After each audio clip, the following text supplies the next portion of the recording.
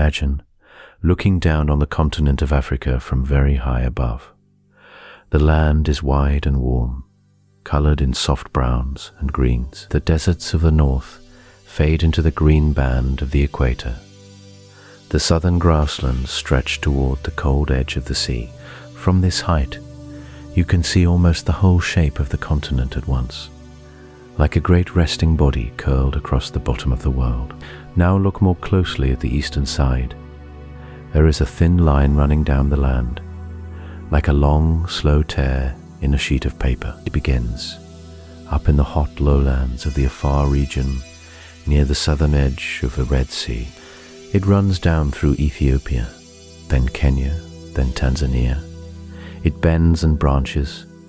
It cradles a chain of long, deep lakes that shine like dark mirrors set into the soil.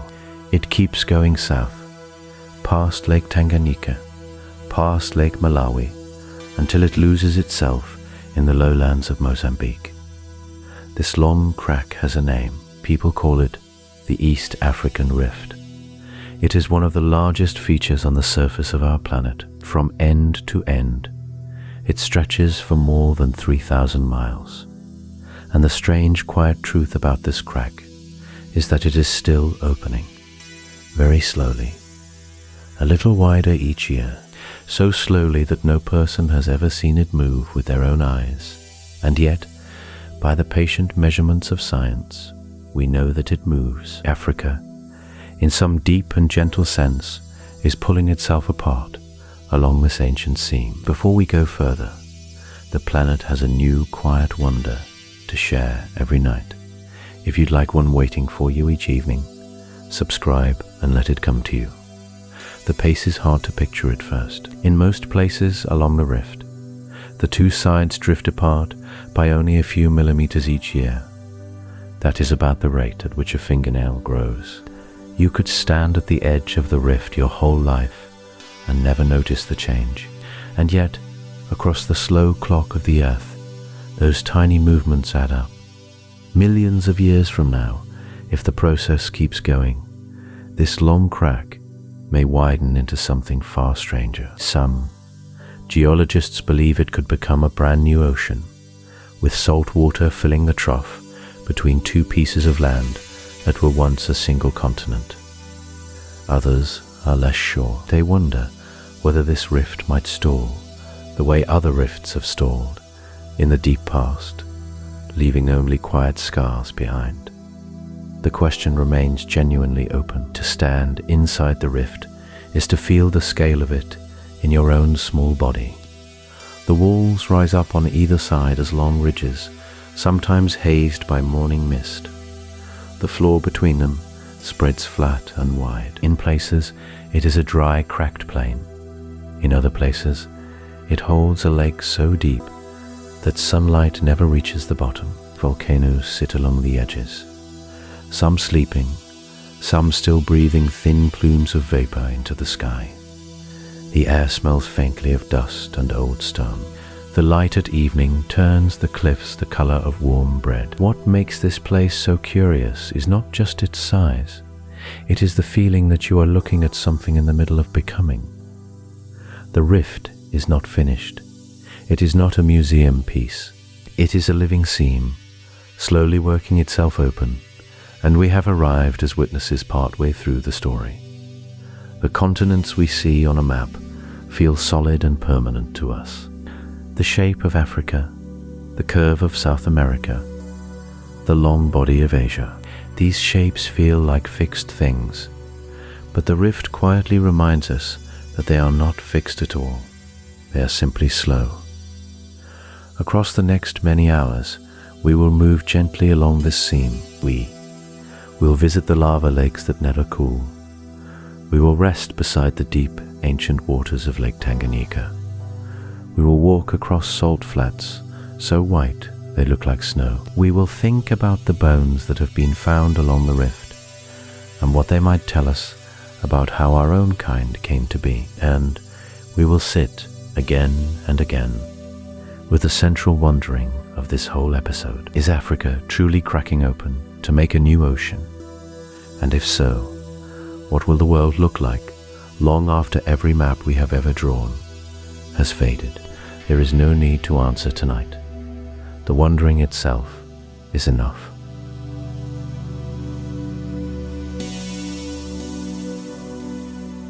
Let us begin with the simplest picture, the kind you might draw in soft pencil on a quiet evening. Imagine the continent of Africa as a single great shape, wide at the top, tapering toward the south. Now imagine a long crack running down its eastern side. The crack begins near the Red Sea in the dry north and travels south through Ethiopia, through Kenya, through Tanzania, all the way down toward Mozambique. That long crack has a name. It is called the East African Rift System. The word rift simply means a place where the ground is pulling apart, not crashing together, not sliding past. Pulling apart, slowly, in opposite directions, over many millions of years. The rift you are imagining stretches about 4,000 miles from end to end. That is roughly the distance from New York to Paris. It is longer than the entire west coast of North America, and yet you could walk across the narrow part of it in a single afternoon. The rift is not one clean line, like a knife cut. It is more like a series of long, shallow valleys, joined together in a great chain. Some sections are deep, some are wide and gentle, some are filled with lakes, some are filled with lava, and some look from the air like nothing more than a soft dent in the land. The ground on either side of the rift belongs to two different pieces of the Earth's outer shell. Geologists call these pieces tectonic plates, the great slabs of rock that float and drift on the hot, slow-moving layer beneath them. The western side of the rift sits on the Nubian plate, which holds most of Africa. The eastern side sits on the Somali plate, which holds the Horn of Africa and a thin strip of land along the Indian Ocean. These two plates are slowly, quietly drifting apart. How slowly? About the speed your fingernails grow, a few millimeters a year. That is the pace at which Africa, in this one long seam, is splitting in two. It is so slow that no person in a single lifetime could ever see it happen with their eyes. And yet, given enough time, that tiny motion adds up to something almost beyond imagining. Some geologists believe that if the slow pulling continues, the rift will deepen and widen until it sinks below sea level. Ocean water from the Red Sea or from the Indian Ocean would then flow in. The valley would fill. The eastern strip of Africa would drift away from the rest, and a new ocean would be born in the middle of what is now dry land. Whether this will truly happen, or whether the rift will slow and fail before it finishes, is one of the open questions we will sit with over the long hours ahead. The age of the rift is hard to pin down, because the rift did not begin all at once. The northern parts, near the Red Sea and the Afar region of Ethiopia, started pulling apart roughly 30 million years ago. The southern sections began later. So the rift is not one event, but a long, slow unzipping, working its way down the continent over deep time. It is still unzipping. It is still active. Tonight, somewhere along that long seam, the ground is shifting by the width of a hair. The land along the rift holds some of the most striking places on Earth. There are highlands, the color of green velvet, fed by mountain rains. There are dry salt flats that shimmer white under a low sun. There are lakes so deep that their bottoms have never felt a current from the surface world above. There are volcanoes that smolder quietly for centuries. And there are stretches of plain soft and brown, where great herds of animals still move across the grass. The rift is, in the simplest terms, a wound in a continent. But it is a wound made by no violence we would recognize. There is no shock, no crash, only the patient, steady pull of the deep earth, working at the seam, century after century, drawing the two sides apart by the width of a thread each year. What we do not know, and what we will return to many times tonight, is whether this slow pull will succeed. Some rifts on Earth have opened all the way and become oceans. Others have stopped, gone quiet, and left only a scar behind. Africa's Great Rift could go either way. The evidence is still being gathered. The maps are still being drawn. The mystery is alive, in the rock beneath the soil, breathing softly while we breathe softly here.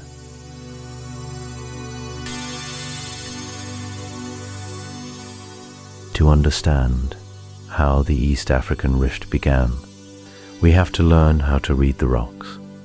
And the rocks, if you know how to listen, speak in a slow and patient voice. They tell a story that started long before any human walked the continent. A story written in stone, in heat and in the slow pull of forces deep below. Geologists who study the rift often begin with a simple question. Why here? Why does Africa appear to be splitting along this particular line, and not some other line 1,000 miles to the east or west? The answer, it seems, lies in the very old skeleton of the continent itself. Africa is not one solid block of rock. It is a patchwork, stitched together over billions of years from older pieces of crust that drifted, crashed, and welded themselves into place. Between those ancient pieces lie seams, old wounds, places where the rock has been weakened by past collisions and past stretching. These seams are sometimes called mobile belts, and they snake across the continent like faint scars on old skin. When geologists trace the path of the modern rift, they find that it follows these old seams with surprising care. The new tear is reopening old ground. One leading idea is that the lithosphere, the cool, brittle outer shell of the Earth, finds it easier to break where it has been broken before. Imagine an old piece of fabric. If you tug on it, it tends to tear along an old crease rather than across fresh cloth. Some researchers think the African crust behaves in much the same way. The current rift is, in this view, an echo of much older events. A competing idea places more weight on what lies beneath the crust rather than within it, deep under East Africa. In the slow churning mantle, there appears to be a vast rising column of hotter rock. Some geologists believe this upwelling is the real engine of the rift. The heat lifts the surface, thins the crust from below, and pulls it apart. In this view, the old seams matter less. The rift would have appeared roughly where it did, simply because the hot plume rose there. Most likely, the truth involves both ideas working together. The plume provides the lifting force. The old seams provide the easy path. Where heat from below meets weakness from above, the crust gives way. But how much of the credit belongs to each side remains an open question, and different research teams still argue the point. The rocks themselves carry the record. Along the rift, geologists find layers of basalt, that dark, heavy stone that pours out of volcanoes. They find ash beds. They find old lake sediments folded and tilted by the slow motion of the ground. By dating these layers, scientists have built a rough timeline. The first clear signs of rifting in the Ethiopian Highlands appear to reach back somewhere around 30 million years. The southern parts of the rift seem younger, perhaps 25 million years or less. The tear, it appears, opened slowly from north to south, like a long zipper drawn down the side of the continent. Yet even these dates carry uncertainty. The further back in time you reach, the harder the rocks are to read. Volcanic episodes overlap. Older surfaces are buried under younger ones. Some pieces of evidence suggest the rifting may have started in pulses, with long, quiet stretches between bursts of activity. Others suggest a more steady, gradual pull. Both views still have their defenders. What the rocks do agree on is that this was never a sudden event. The seam did not open in a single dramatic crack. It opened the way a winter pond freezes, slowly, with hairline fractures spreading at a pace no human eye could follow. A few millimeters here, a few millimeters there. Over millions of years, those tiny movements added up to valleys hundreds of meters deep and hundreds of kilometers long. Standing on the floor of the rift today, you would see steep walls rising on either side, cloaked in dry grass or dense green forest, depending on the latitude. Ancient lavas form dark cliffs in places. Pale layers of sediment line the lower slopes. Each stripe of color marks another chapter in a story still being written. The scene is old, the forces that work it are older still, and whether the modern rift will finish what those forces seem to have started, or whether it will stall and fade like other rifts before it, is something the rocks have not yet decided. They are still writing the next page. We are simply trying very carefully to read along.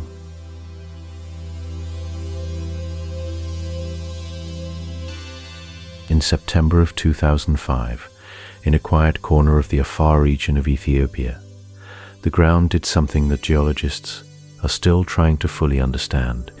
Over a span of only 10 days, a crack opened across the desert floor that stretched for nearly 60 kilometers. In some places it gaped 8 meters wide. The earth shook. Volcanoes along the seams stirred, and a piece of a continent moved further apart in a few weeks than it usually moves in 200 years. For the people who study rifting, this was a rare gift. They had long believed that the splitting of Africa happened in slow, even creeping motions, fraction by fraction, year by year. But this sudden tear suggested something else. The continent may not be pulling apart smoothly at all. It may be stretching quietly for long stretches of time, then jerking open in a single dramatic moment, the way a thick cloth tears once the threads have all worn thin. To understand what happened in Ethiopia that autumn, it helps to think about what the ground there is actually made of. The rocks beneath Afar are mostly basalt, a dark and heavy volcanic stone that pours out of the earth when the deep mantle melts. Basalt is rich in iron and magnesium, two metals that give it its weight and its dark color. Run your hand across a fresh slab of it, and it feels almost like cool metal warmed by the sun. The iron locked inside that basalt has an old story. Long before Earth existed, that iron was forged in the hearts of dying stars, pressed together by the gravity of their final moments. When those stars collapsed and scattered their material across space, the iron drifted for ages before settling into the cloud of dust and gas that became our planet. So when the ground split open in Ethiopia, what tore apart was, in a quiet sense, the ash of ancient suns. Mixed into the basalt are smaller crystals of olivine, a pale green mineral that looks almost like a chip of bottle glass when you find it fresh in the rock. Olivine is one of the most common minerals in the deep mantle. When it appears at the surface, it is a kind of messenger, carrying news from places no human hand will ever reach. Some of the olivine crystals in Afar formed dozens of kilometers below the desert floor and were carried upward by rising magma during the Great Tear. The gases that rose with that magma have their own stories too. Carbon dioxide hissed from new fissures. Sulfur dioxide curled into the dry air.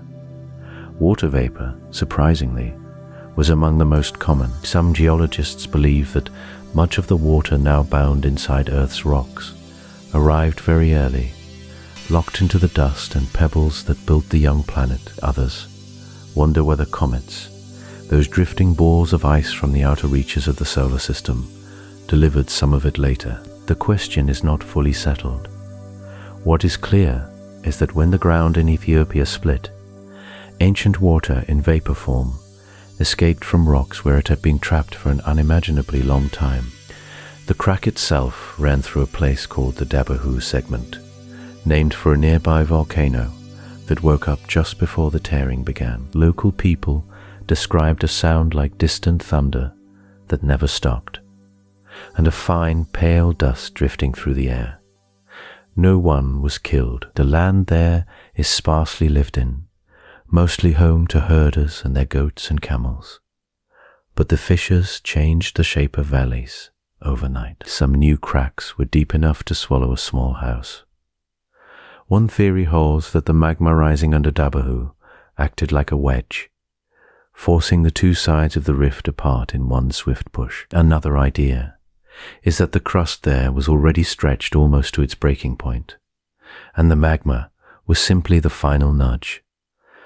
Both ideas may turn out to be partly right. The full picture is still being pieced together from satellite data, ground sensors, and patient years of return visits. What the Ethiopian split made plain is that the building blocks of a continent are not as solid as they feel beneath our feet. They are minerals from old stars, water from the early solar system, gases that have waited inside stone for hundreds of millions of years, and when the slow forces beneath finally win, all of it shifts at once. So tonight, picture that long pale scar across the Afar desert, dust still hanging in the air, and somewhere beneath it, the quiet, patient pull of a continent deciding in its own slow way to come apart.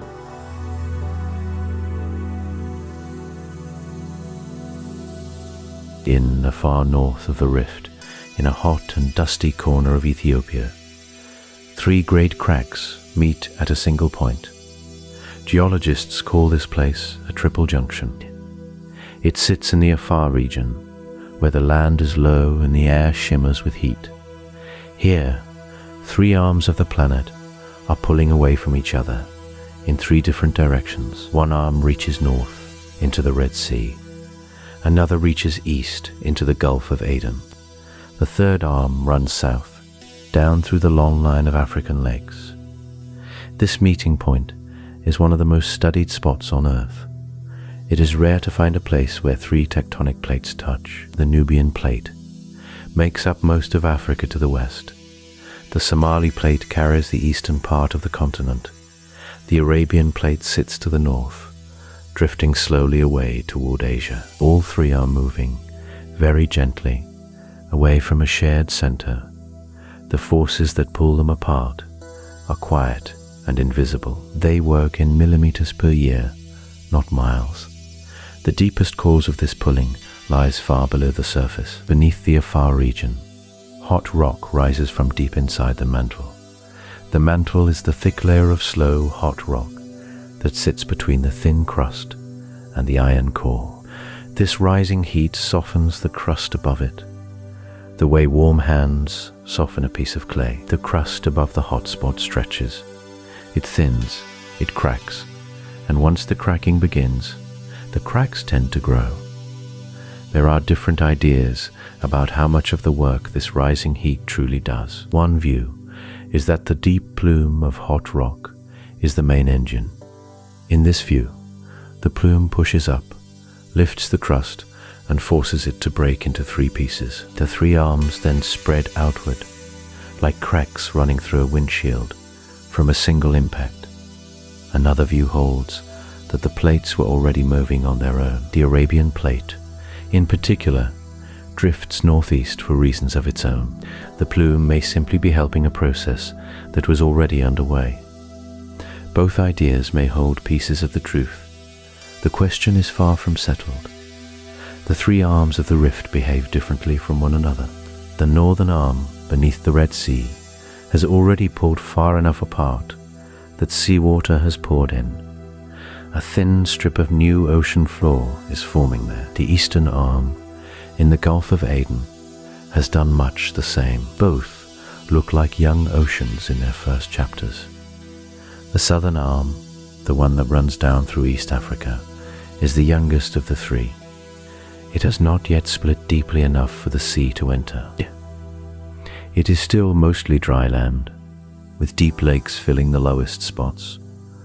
Why the southern arm has moved more slowly is another open question. Some researchers Wonder if the crust beneath that arm is thicker and harder to break. Old, cold rock resists pulling apart. The continent of Africa carries some of the oldest rock on the planet, and parts of it have stayed in one piece for billions of years. Other researchers suggest that the heat below is simply weaker in the south, or spread across a wider area. A third possibility is that the rift down south is just younger, and given enough time, it will catch up. We do not know which idea is closest to the truth. Around the triple junction, the land shows the strain in many small ways. Fresh cracks open in the soil after heavy earthquakes. Shallow valleys deepen by a few centimeters every century. Lava sometimes pushes up through new fissures, flowing across the desert floor in slow, glowing ribbons before cooling into black stone. From a low plain, the surface of this region looks like a sheet of paper that someone has pulled gently from three corners. The wrinkles tell the story of forces that no human eye can see directly. It is humbling to think that this great splitting is happening at the pace your fingernails grow, a few millimeters each year, slower than the drift of a cloud, slower than the rise of a tide. And yet, given enough time, those millimeters add up to oceans. The forces are patient. They do not need a single dramatic moment. They simply keep pulling, century after century, while the people who live above go about their days. Somewhere out in the Afar tonight, the wind moves across hot black stone. The ground is quiet. The three arms continue their slow, separate journeys, each pulling Africa a little further from the shape we know. The reasons they began are still being argued. The reasons they continue are still being measured. The mystery hums on beneath the dust.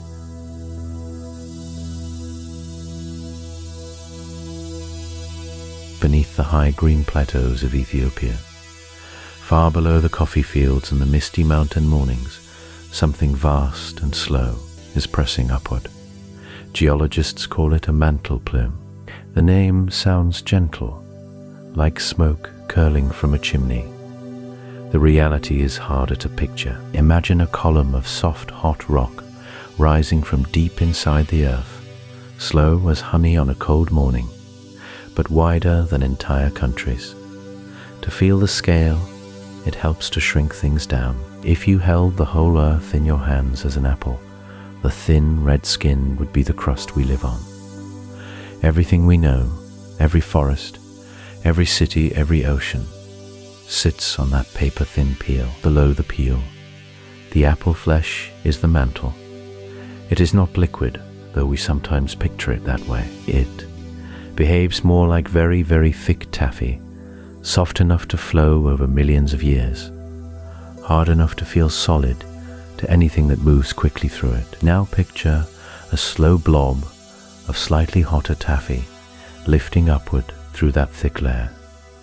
That is what scientists believe is happening beneath the Ethiopian highlands. The plume may reach down as deep as 1,900 miles, all the way to the boundary between the mantle and the molten outer core.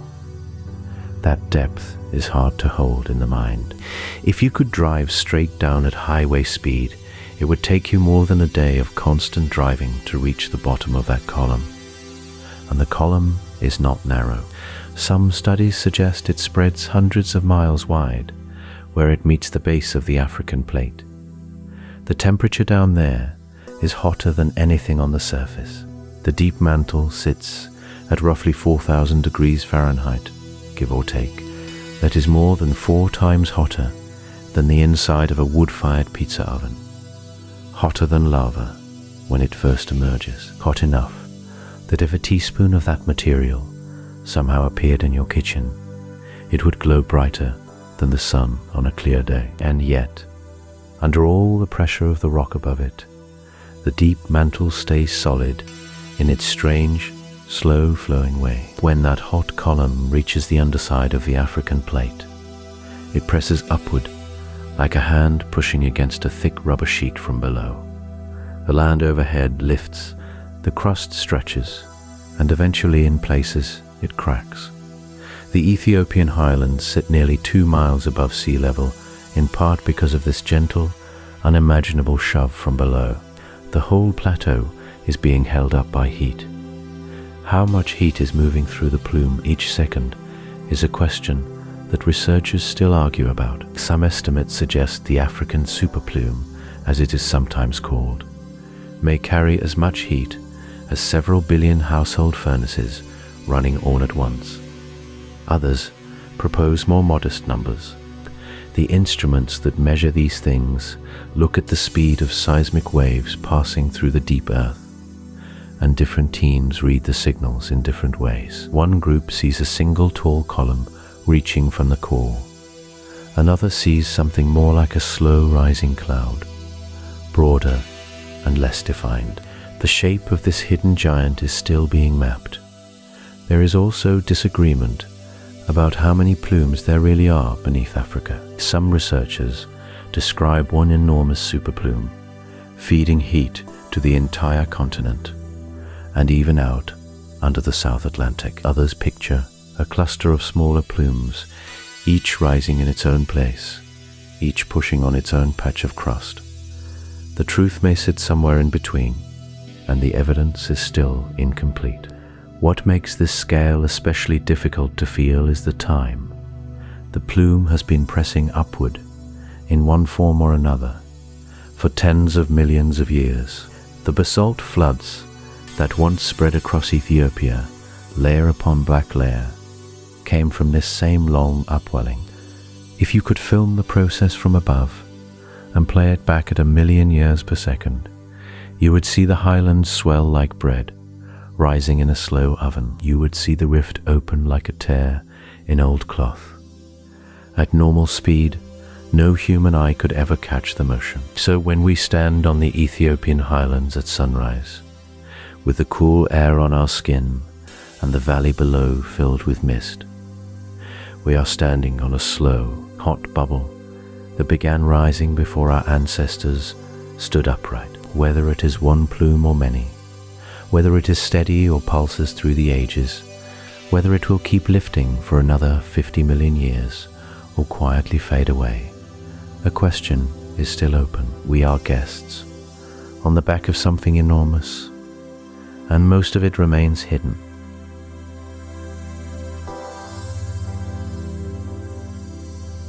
Imagine, for a quiet moment, that you could rise high above the eastern side of Africa, drifting slowly like a soft cloud at dawn. Below you, the long scar of the rift would unfold in shades of brown, green, and deep blue. And inside that scar, like beads of dark glass laid along a thread, you would see the lakes. They follow the line of the tier from north to south, one after another, each one filling a low place where the ground has slowly sunk. From this height, they look almost like footprints of something enormous walking the length of a continent. These are the rift lakes, and they are unlike most other lakes on Earth. Most lakes sit in shallow bowls, carved by old glaciers or by rivers that wandered and pooled. The rift lakes are different. They sit in deep, narrow troughs, with steep walls on either side, like water poured into a long crack. If you stood on one shore and looked across, you might see distant mountains rising sharply on the far side, hazy and blue in the morning light. That far shore is not just another piece of land. It is the other half of the wound. Lake Tanganyika is perhaps the most striking of them all. It is long and slender, stretching for over 670 kilometers from north to south, yet only about 50 kilometers wide. From the air, it looks like a great dark ribbon laid across the green hills. Its waters are deep, deep in a way that is hard to picture. The bottom drops more than 1.5 kilometers below the surface. In places, that makes it the second deepest lake in the world. Some researchers think it may be among the oldest lakes on the planet, perhaps 9 or 10 million years old. though the exact age remains an open question. Further south lies Lake Malawi, sometimes called Lake Nyasa. It too is long and narrow, its shores edged with golden beaches and quiet fishing villages. Its waters shift in color through the day, from pale silver at sunrise to a deep, glassy blue by noon, then to soft pink as the sun sinks behind the highlands. Beneath the surface, the lake hides hundreds of species of small, brightly colored fish that live nowhere else on earth. How so many kinds came to live in one body of water is itself a question scientists keep returning to. To the north, the chain continues through Lake Kivu, Lake Edward, Lake Albert, and Lake Turkana. Each has its own character. Lake Turkana, in northern Kenya, is sometimes called the Jade Sea, because the algae in its waters tint the surface a strange milky green. Its shores are dry and stark, dotted with black volcanic rock and pale sand. The wind moves across it almost constantly, raising small waves on a lake that sits in the middle of one of the hottest, driest places in Africa. Stand at the edge of one of these lakes at dusk, and the picture sharpens. The cliffs rise behind you, banded in old layers of rock. The water in front of you stretches to a horizon so distant it feels like a small sea. Birds drift low across the surface. Somewhere, a hippo grunts in the shadows. The air smells of warm dust and lake water, and under your feet, the ground itself is slowly pulling apart, one tiny fraction of a millimeter at a time. That is the strange truth of these lakes. They are not just pretty bodies of water, they are the wound filling with water as it opens. The same forces that crack the crust have lowered the floor of these valleys, and rivers and rain have done the rest. Some geologists believe that if the rift continues to widen, these lakes may one day be joined together. They could become arms of a long, narrow sea, much like the Red Sea is today, on the far side of the Afar Triangle. Other researchers caution that this is only one possible future. The rift could slow, or stall, or shift its path. The lakes might remain lakes for a very long time, perhaps forever, if the splitting loses its strength. For now, they simply sit there in the long evening, mirrors of pink and silver, ringed by reeds and quiet shores. They hold the rain, they hold the fish, they hold the slow secret of a continent in motion, and anyone floating above them in that imagined cloud would see only beauty, never guessing that the dark beads below are also the first soft outline of something that may, one day, become an ocean.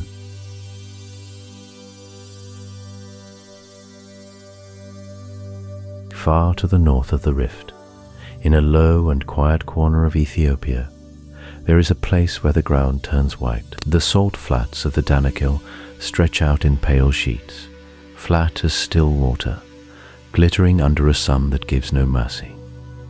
From the air they look like spilled milk across a brown table. From the ground, they look like a frozen sea that someone forgot to drain. This is one of the strangest pieces of the East African rift, and one of the lowest places on the whole continent. Parts of the Danakil sink more than 100 meters below sea level. The land here has dropped as the crust has thinned. The walls of the rift have spread apart, and the floor between them has settled lower and lower, like a hammock sagging under its own weight. The salt itself tells a quiet story. Long ago, the Red Sea reached down into this basin. Sea water flowed in through low gaps in the surrounding hills. Then, slowly, the connection closed. The hot air went to work on the trapped water. It pulled the moisture upward into the sky and left behind everything the water had been carrying. Salt, gypsum, strange pale minerals. Layer after layer settled to the floor, building up over time into a crust hundreds of meters thick in places. Geologists believe this filling and drying happened more than once. The sea may have crept in, dried out, crept back in, and dried again. Each cycle added another sheet of white to the basin. If you could slice the ground open and look at it from the side, you would see bands of salt, stacked like the pages of a closed book. Each page holds the memory of a vanished sea. The question of how many times this happened is not fully settled. Some studies count a few major flooding events, others suggest many smaller ones. The dating of the salt layers is tricky because salt moves and flows under pressure, slowly rearranging itself over long stretches of time. So the exact history of how the Red Sea touched and retreated from the Danakil remains a soft, open subject. What scientists do agree on is what the salt is telling them about the future. The Danakil is one of the clearest hints that a new ocean may be on its way. The basin has already sunk below sea level. The crust beneath it has stretched so thin that, in places, it is closer to ocean crust than to continental crust. The only thing keeping the sea out today is a narrow ridge of high ground to the north, near the coast of Eritrea. If that ridge ever fails, the sea will return. Sea water will pour down through the gap and refill the basin. The salt flats will become a shallow seafloor again. Whether this happens in 50,000 years or 500,000, no one can say with confidence. But the shape of the land suggests that the sea is patient and that the door is already half open. Walking across the Danakil today, you would feel heat rising from the white ground in slow waves. In some places, hot springs push up through the salt, leaving behind bright pools of yellow and green, where strange minerals settle out. The water in these pools is so salty and so acidic that almost nothing can live in it. Almost nothing. Tiny microbes have been found here, clinging to life in conditions that would dissolve a coin. They are a quiet reminder that life finds a way, even in the hardest corners of the rift. Below the salt, the story gets stranger still. Deep drilling and seismic studies suggest that the bedrock under the Danakil is being slowly cooked by heat from below. Pockets of molten rock sit only a few kilometers down. The salt above acts like a lid on a simmering pot. Some researchers think this heat is one reason the basin keeps sinking. Others think the sinking is mostly mechanical, a simple matter of the crust being pulled thin from either side. The two ideas may both be partly true. The honest answer is that the deep machinery of the Danakil is still being studied, and many of its workings remain hidden. For now, the salt sits quietly under the sun. Caravans of camels still cross it, the way they have for centuries, carrying slabs of salt cut by hand from the floor of the old sea. They move slowly across a landscape that was once water, and maybe water again. Beneath their feet, the rift keeps pulling, the basin keeps sinking, the door to the sea stays half open, waiting.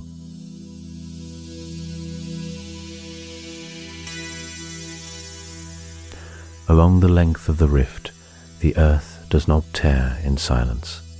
It speaks through volcanoes. They rise from the cracked ground like signal fires, marking the seam where the continent is slowly pulling apart. Some are tall and snow-capped, some are low and broad, with crusted black surfaces that still feel warm under the morning sun. Each one is a kind of clock, ticking in its own slow rhythm. A volcano is not a single event, it is a cycle. Magma gathers somewhere deep below, in a soft pocket of melted rock. It rises slowly through cracks. It pauses, it builds pressure. Then, at some moment that no one can yet predict with full certainty, it finds a path to the surface. After the eruption, the mountain settles again, gathering itself for the next breath. Some rift volcanoes breathe in centuries. Some breathe in tens of thousands of years. The pulse is long, and it does not match the pulse of any human life. Mount Kilimanjaro is the most famous of these. Its broad shoulders rise above the plains of Tanzania, white at the top, dark and forested below. Kilimanjaro has not erupted in modern memory, yet warm gases still seep from its highest crater, a soft reminder that the mountain is only resting. Nearby stands Mount Kenya, older, more worn down by ice and wind. Its sharp peaks are the eroded bones of a volcano that once stood much taller. Both rose along the rift. Both mark the long tear in the crust. Further north, in Ethiopia, the volcanoes of the Afar region show a younger, hotter face. Erta Ele holds a lava lake in its summit crater, a glowing red eye that has stayed liquid for decades. Few volcanoes on Earth keep an open lava lake for so long. The reasons remain partly open. One idea is that a steady supply of magma rises from deep below, constantly refreshing the lake. Another view suggests the crust there is so thin and so stretched that the molten rock barely has anywhere to hide. Both ideas may be partly true. The mystery still glows. To the south, in the Rift Lakes region, the volcanoes change character again. Some are small combs that erupted only once and then went quiet. Some are large calderas, wide bowls left behind when a mountain collapsed in on its own emptied chamber. Lake Kivu sits within such a setting, its waters lying near volcanoes that still rumble. Nyiragongo, just to the west of the lake, holds another long-lived lava lake in its crater. Its lava is unusually thin, almost runny, and it flows faster than most lavas on Earth. Why this lava is so fluid remains an open puzzle, tied to the strange chemistry of the rift itself. The cycles of these volcanoes do not all match. Some have eruptions spaced a few years apart. Some sleep for thousands of years between bursts. When researchers look at the layers of ash and old lava in the soil, they see a long, uneven record.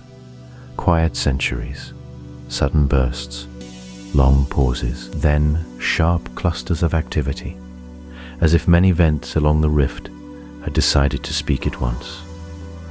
Why this clustering happens is not fully understood. One theory is that deep movements of magma shift pressure across a wide area, nudging several volcanoes toward eruption in the same window of time.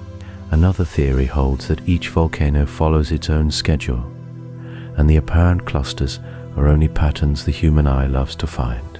There is something gentle about thinking of these mountains as breathing, slow inhales over thousands of years, soft exhales of steam and ash, a few rare, brighter moments of fire.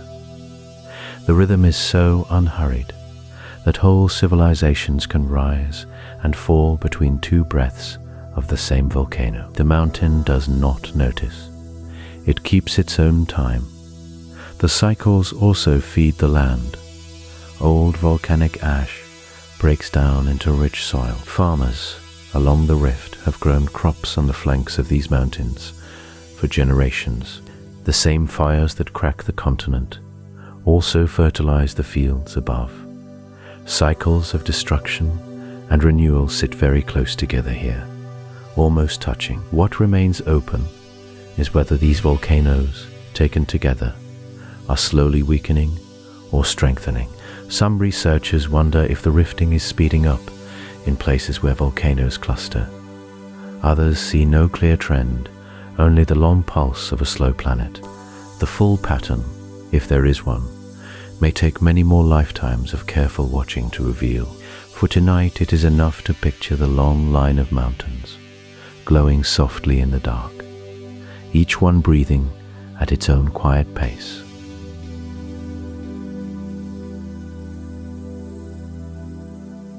In the north of Tanzania, not far from the southern edge of the Great Rift, a mountain stands alone above the dry plains. Its sides are steep and grey. Its summit looks dusted with old snow, though no snow ever falls there. The local Maasai people call it Old Doinyo Lengai. The name means Mountain of God. It is a volcano, and it is unlike any other active volcano on Earth. Most volcanoes pour out lava, made mostly of silica. That lava glows orange and red. It is thick and slow, and it flows at temperatures near 1,000 degrees. Doinyo Lengai does something else. Its lava contains almost no silica at all. Instead, it is rich in sodium and calcium carbonates, the same family of minerals that make up chalk and limestone. Geologists call this kind of lava carbonatite, and nowhere else in the world does a living volcano erupt it. The lava that flows from this mountain is strange in every way. It comes out cool by volcanic standards, only around 500 degrees. It is thin and runny, almost like water or motor oil. In daylight it looks black, not red. The black flows ooze down the slope quietly, with none of the roaring drama people expect from a volcano. They look more like dark mud spilling slowly across the grey ground. The strangeness deepens after the lava cools. Within hours, sometimes within minutes, the black surface begins to turn pale. Air and moisture react with the fresh stone. The lava lightens to grey, then to soft white. From a distance, the summit appears coated in frost or salt. Travelers who have stood there describe a quiet, almost lunar feeling, as if the mountain were not made of the same earth as the savanna stretching out below. Why this one volcano, along all the long thousands of miles of the African rift, erupts a lava that no other active volcano produces? That is still an open question. There are ideas, but no settled answer. One theory points to the deep source. Some researchers wonder if the magma beneath Doinyo Lengai began as a more ordinary melt, then separated into two unmixable liquids far below the surface. One liquid would carry the silica away. The other, rich in carbonates, would rise on its own. This is called liquid immiscibility, the same way oil and water refuse to blend. Another idea looks instead at the rocks the magma passes through on its way up. The crust beneath this part of the rift is old and complex. It may contain pockets of carbonate-rich material left from ancient seas or buried sediments. As the rising heat melts these pockets, the magma could pick up its unusual chemistry along the climb. In this view, the strangeness is not born deep down, but gathered on the journey. A third possibility blends the two. The deep source may already lean toward carbonates because of how the mantle beneath the rift behaves, and the climb through old crust may finish the recipe. The honest answer is that no one yet knows which of these stories is closest to true. The mountain keeps its secret well. What Doinyo Lengai tells us, even unsolved, is that the rift is not a single uniform crack. Along its length, different sections behave in different ways.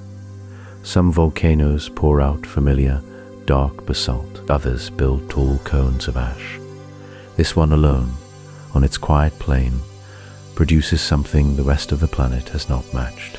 It is a reminder that the splitting of Africa is not one story, but many, layered together along the same long seam. The mountain also sits inside a wider neighborhood. The plains around it are part of the same landscape where wildebeest migrate, where flamingos gather on soda lakes nearby, where the soils are unusually alkaline. Because of the carbonate-rich dust the volcano sends into the air, the salts wash down into the lakes. The lakes feed the algae. The algae feed the flamingos that gather in pink crowds at the water's edge. A volcano that erupts something close to liquid chalk has shaped an entire web of life around its feet, in ways that are still being traced. Doinyo Lengai erupts in cycles. Long, quiet stretches of slow carbonatite flow are sometimes broken by louder ash eruptions that rebuild the summit. Whether these cycles repeat steadily, or whether the mountain is slowly changing its behavior over centuries, is another open question. Geologists watch and measure. and they admit that one human lifetime is not enough to see the whole pattern. The mountain keeps its own time, and along the rift it is the strangest neighbor of all.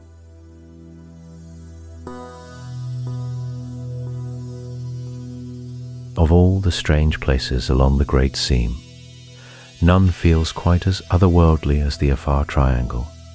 It sits in the northeast corner of Ethiopia, spilling into Eritrea and Djibouti.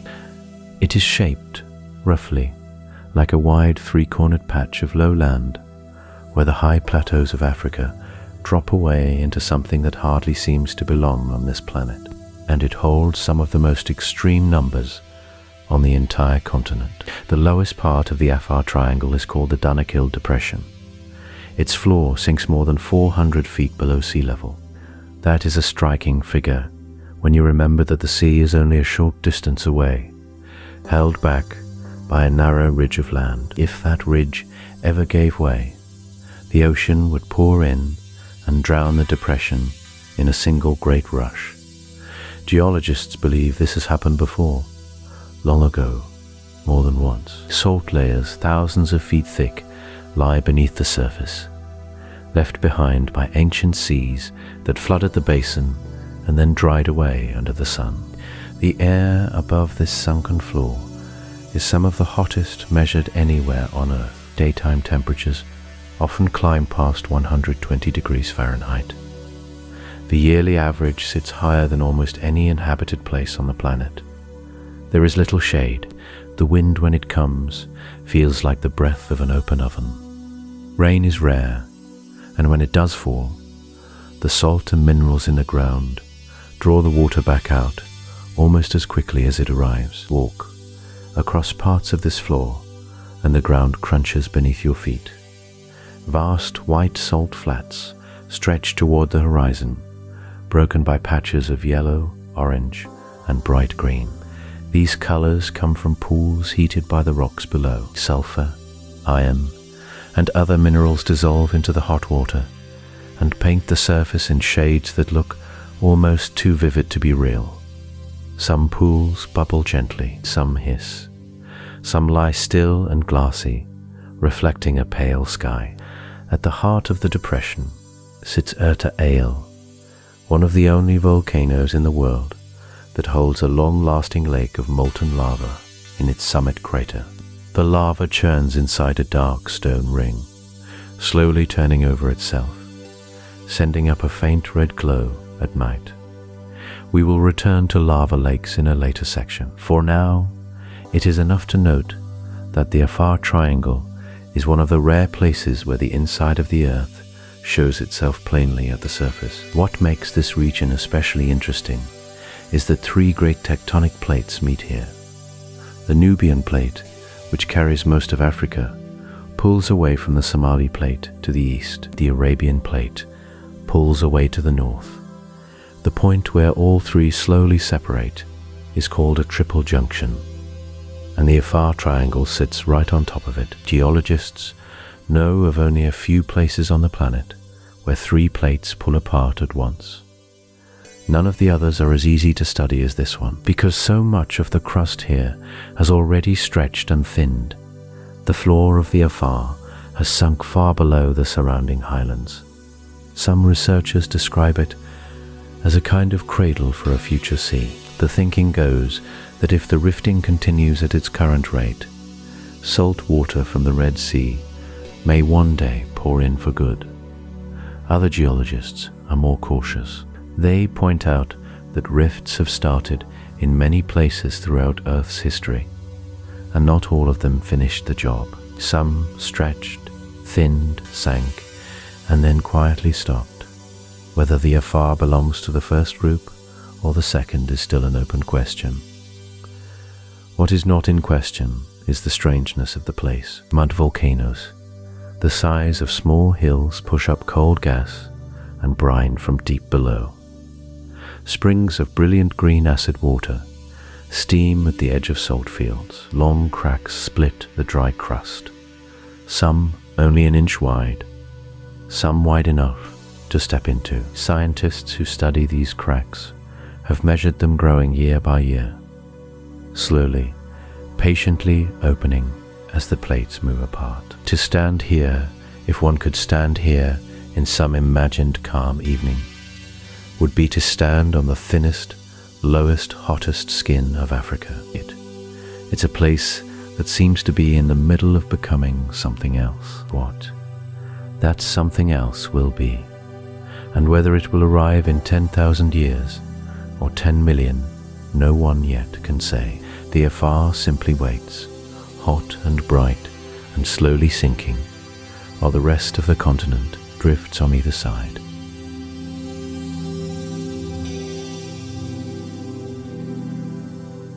There is a number that scientists like to repeat when they talk about the rift, and it is a very small number. They say that Africa is splitting at roughly the speed your fingernails grow, a few millimeters each year. Sometimes a little less, sometimes a little more. It is such a small motion that you could stand on the rift floor your whole life and never feel the ground move beneath your feet. And yet, when you ask exactly how fast the rift is opening, the answers begin to drift apart. The number is not the same everywhere. It is not even the same from one decade to the next. In the north, near the Afar region of Ethiopia, the land seems to pull apart faster.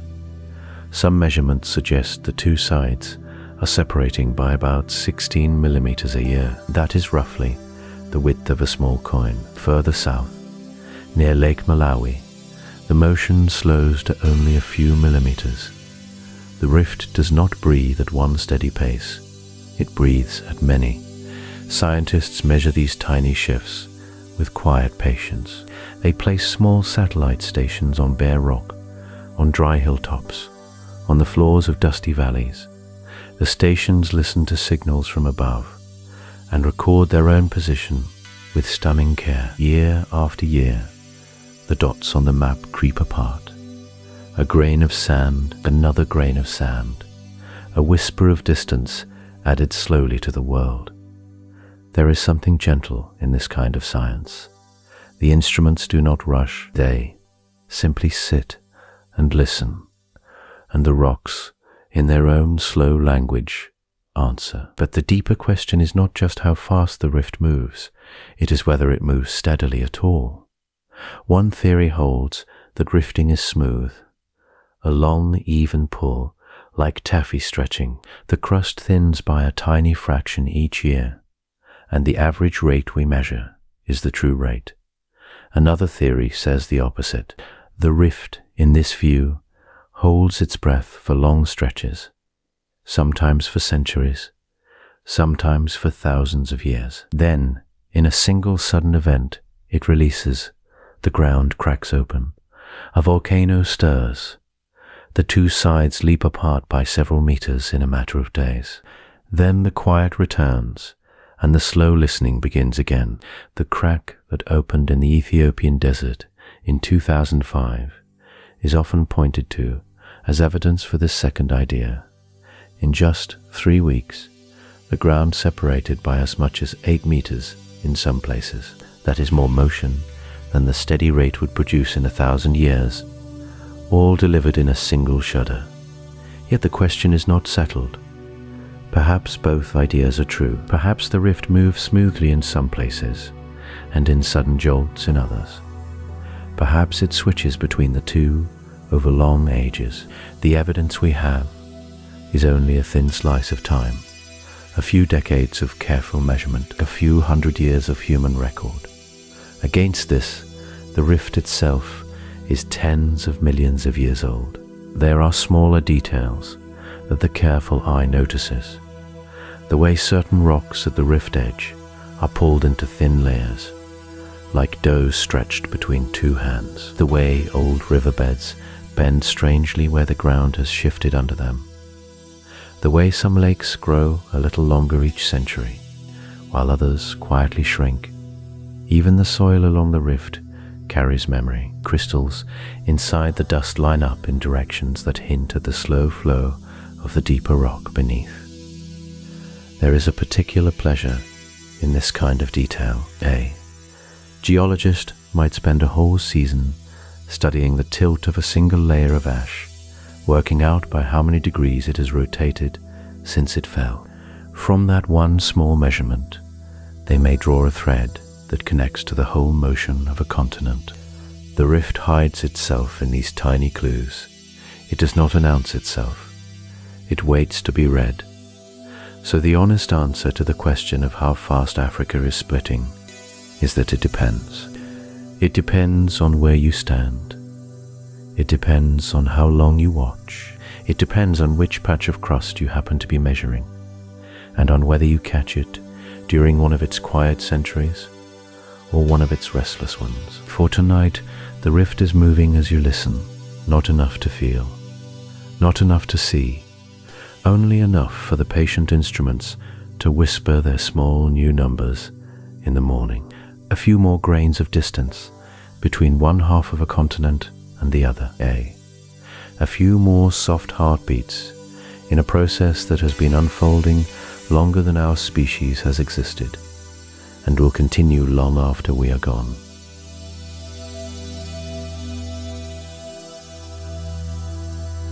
Long before anyone knew that Africa was splitting, the rift was already giving up its secrets in another way. It was offering bones, old bones, bones older than any people now alive, older than written history, older than the pyramids by a vast stretch of time. The same slow tearing that thins the crust also lifts and lowers the land along the seam. As streams cut down through soft layers of ash and clay, they expose what was buried long ago. The rift, in other words, is a strange kind of museum. It keeps things, and then, on its own schedule, it shows them. The story of how people came to read this museum is a story of patient walking. In the early decades of the 20th century, geologists and fossil hunters began traveling into the dry valleys of East Africa. They carried hammers, small brushes, notebooks, and tins of water. They followed dry riverbeds where the wind had stripped the soil away. They knelt in the dust for hours, then days, then years. The land gave up small things first. A tooth here, a piece of jaw there, a fragment of skull no bigger than a child's palm. One of the early figures to work in this region was a quiet researcher named Louis, who, along with his wife Mary, spent many seasons in a place called Olduvai Gorge, in what is now Tanzania. Olduvai is a deep cut in the land, made by a stream that sliced down through layers of volcanic ash. Each layer marks a different chapter of time. Walking down the gorge is a little like walking down through the pages of a book. The couple, and later their son, made discoveries that pushed the known story of our ancestors back by millions of years. To the north, in the harsh badlands of Ethiopia, other teams worked along the Awash River. In the 1970s, a small group of researchers found the partial skeleton of a young female ancestor who had walked upright on two legs more than 3 million years ago. They nicknamed her Lucy. Her bones were fragile, brown, and beautiful. She fit easily into a single shallow tray, yet she changed how people pictured the long road that led to us. What does any of this have to do with the rift itself? A great deal, it turns out. Without the rift, these bones might never have been found at all. The stretching of the crust creates basins where lakes form and sediments collect. Volcanoes along the seam dust the land with ash, which preserves remains and, helpfully, can be dated with care.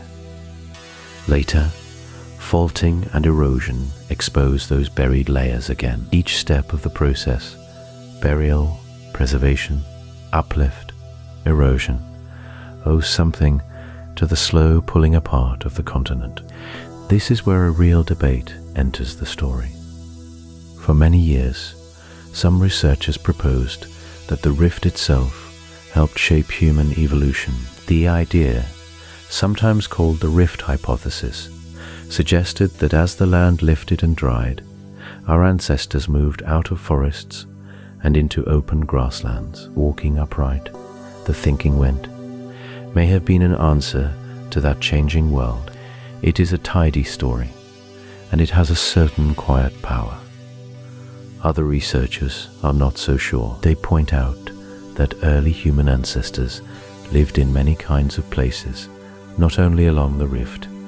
Fossils have been found in Central and Southern Africa, far from the Great Seam. The rift, in this view, is not the cradle of our species so much as the place where bones are most easily found and dated.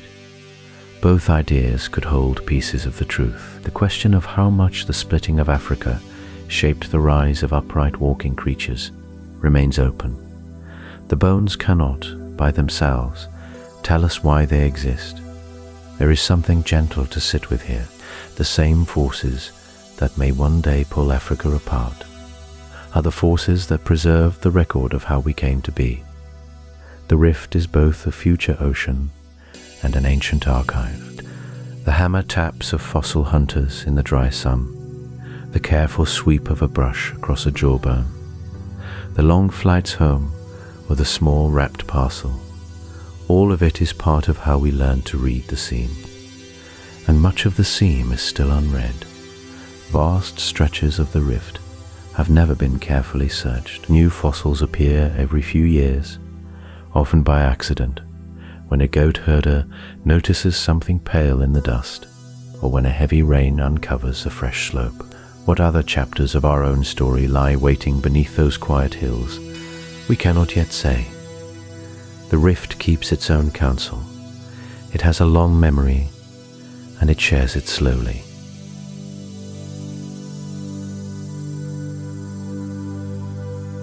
Somewhere along the great seam that runs through Africa, there are lakes that do not hold water.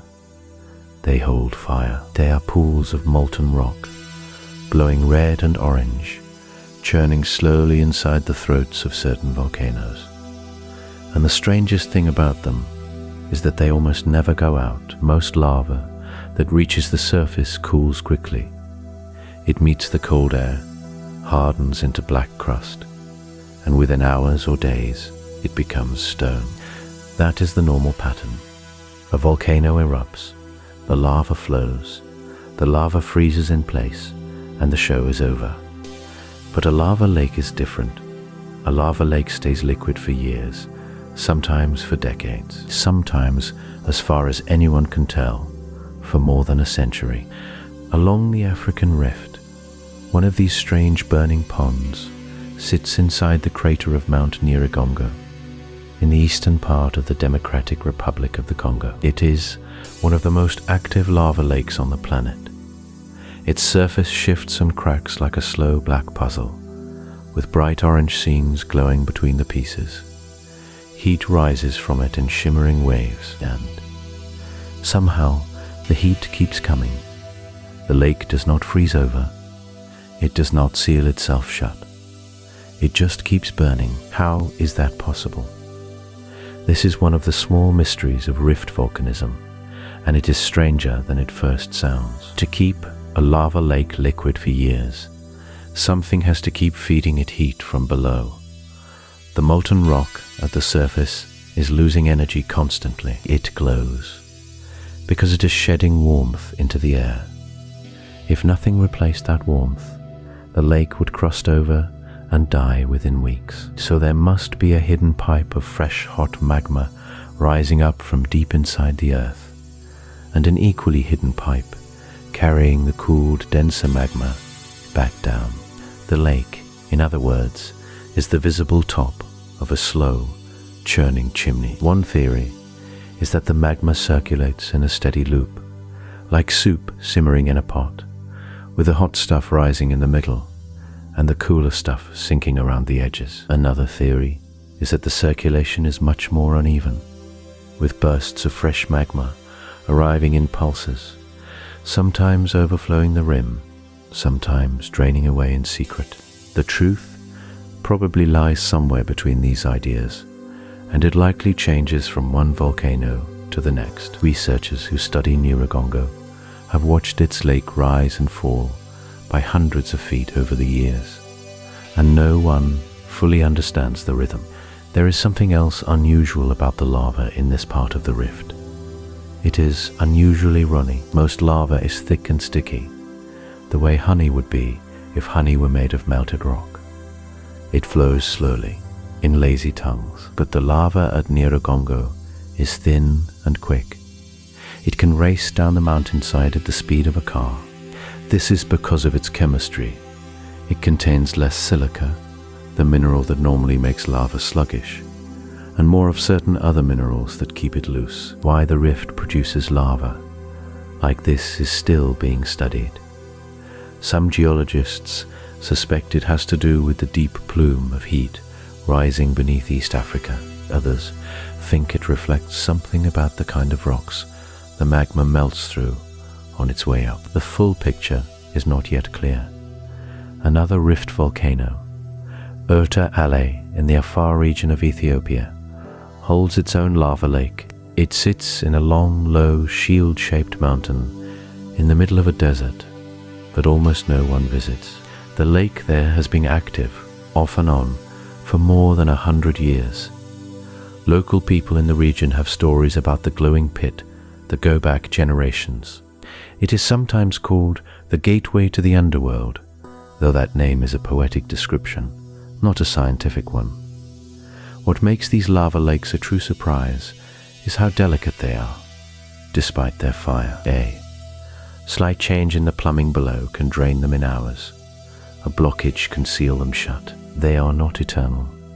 They only seem eternal because the rift keeps offering them fuel, year after year, decade after decade, from a source deep below the crust that we cannot see directly. So the lava lakes of East Africa are like small, glowing windows. They let us look, just for a moment, into the heat that drives the whole tearing process, and they remind us that the rift is not only cracking sideways, it is also breathing upward in slow red breaths that have been going on for far longer than anyone has been watching.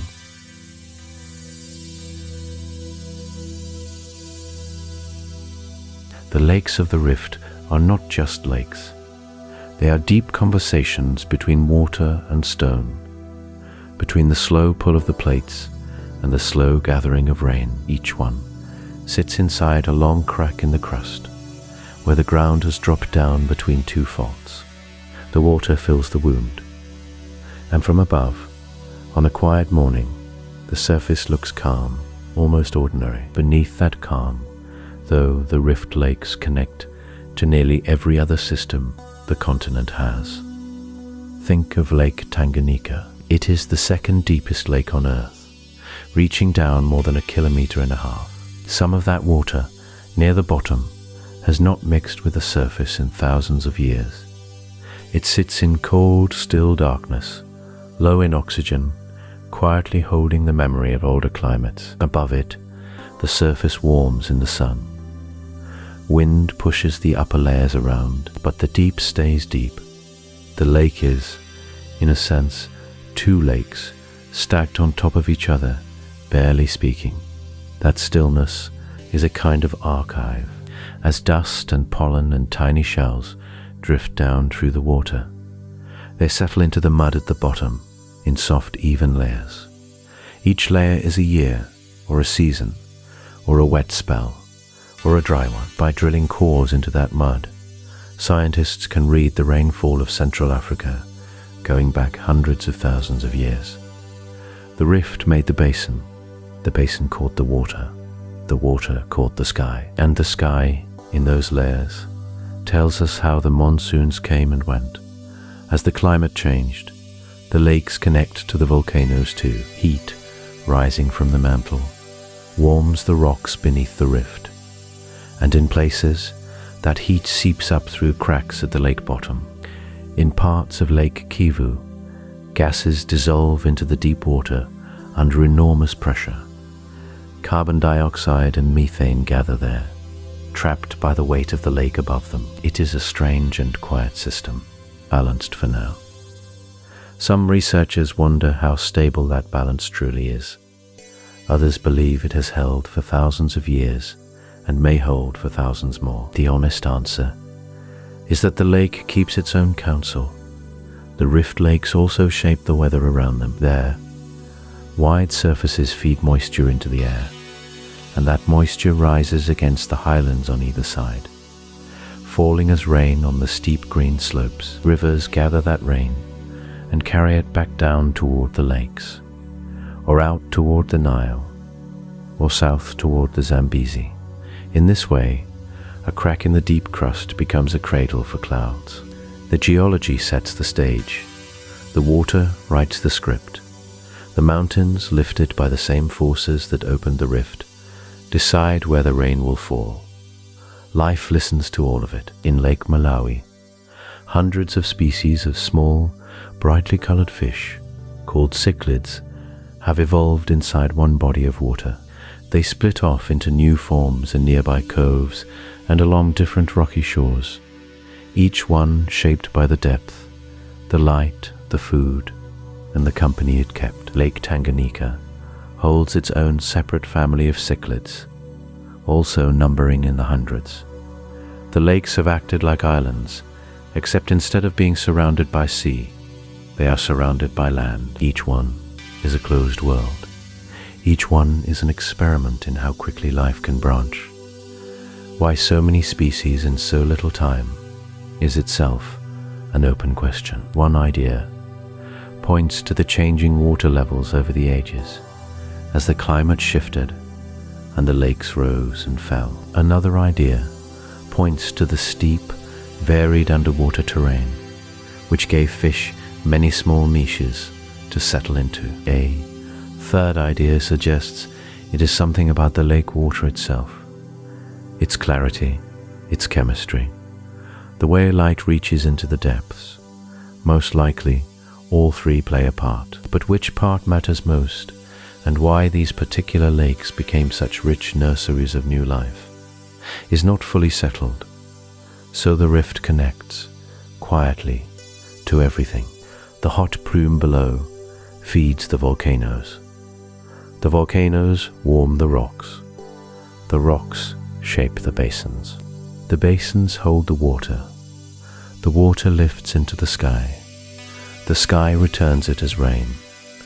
The rain feeds the rivers feed the lakes.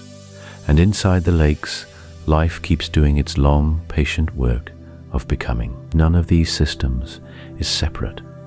They are all the same slow song, played at different speeds on the long instrument of a continent that is still, very gently, pulling itself apart.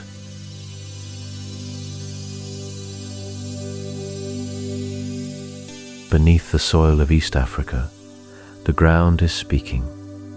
It speaks in small tremors, most of them too soft for any person to feel. Instruments buried in the rock pick them up day and night.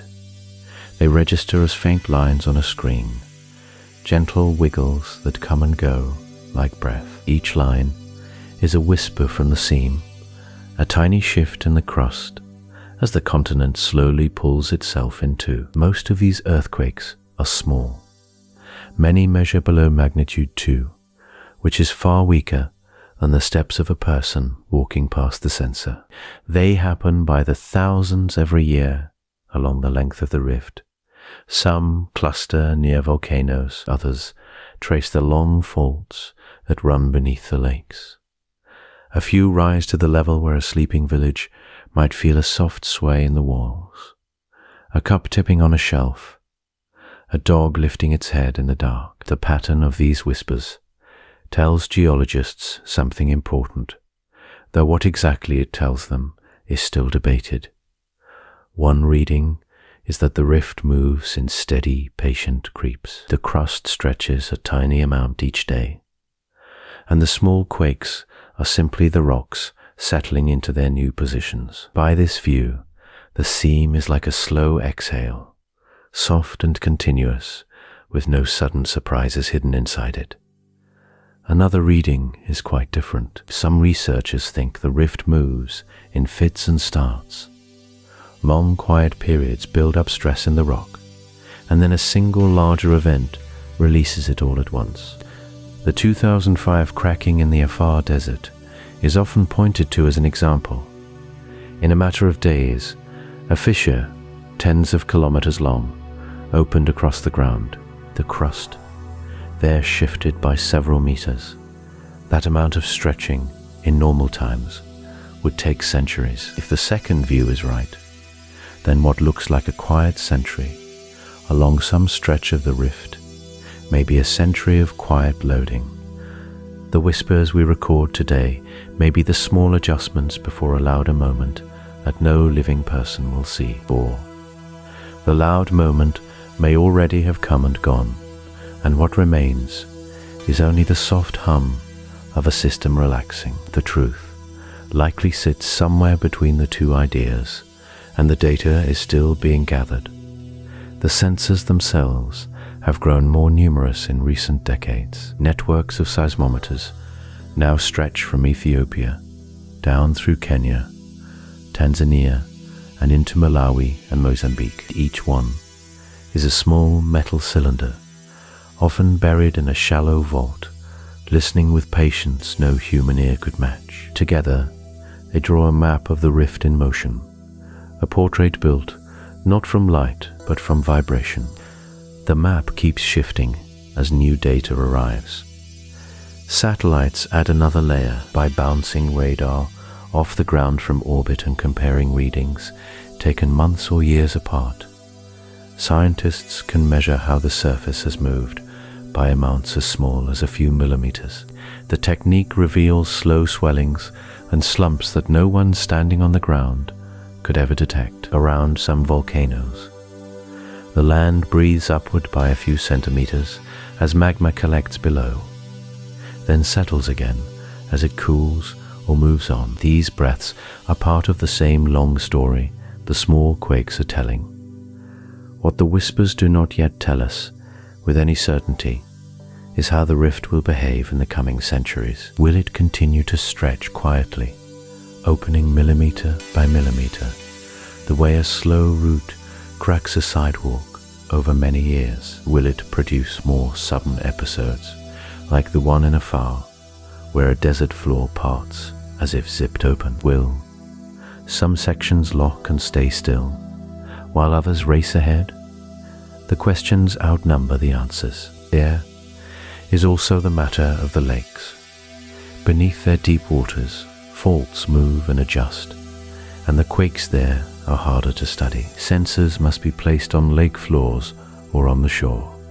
The water itself muffles certain signals and amplifies others. Lake Tanganyika and Lake Malawi sit above active fault systems, and the slow shaping of their basins continues even as fishermen drift across the surface in the morning light, unaware of the small shifts a kilometer below their boats.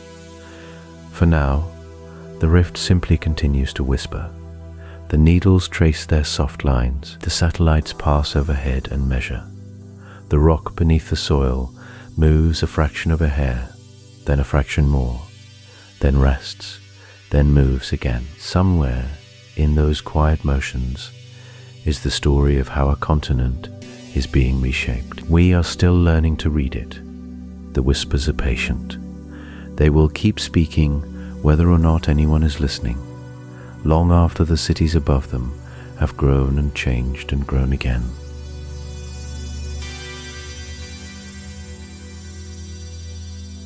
Picture a future morning along a coast that does not yet exist.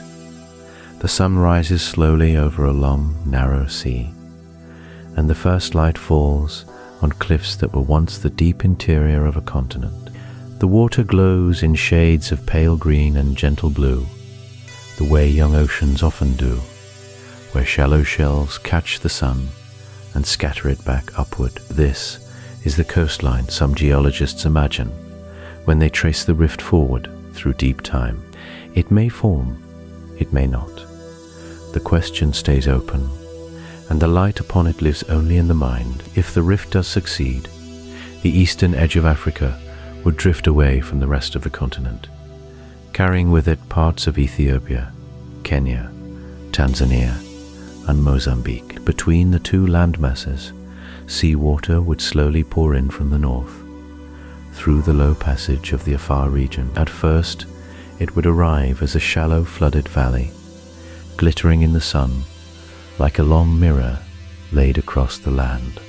The water would be warm and bright, full of dissolved minerals from the volcanic floor below. Salt crusts would line its early shores in soft pink and white.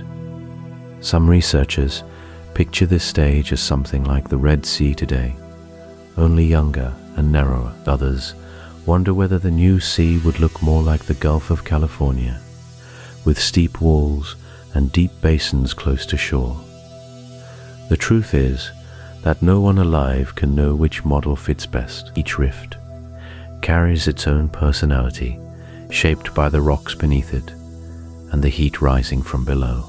The light on such a sea would depend on its depth, its sediment, and the angle at which the sun strikes its surface. Imagine standing on one of these future cliffs.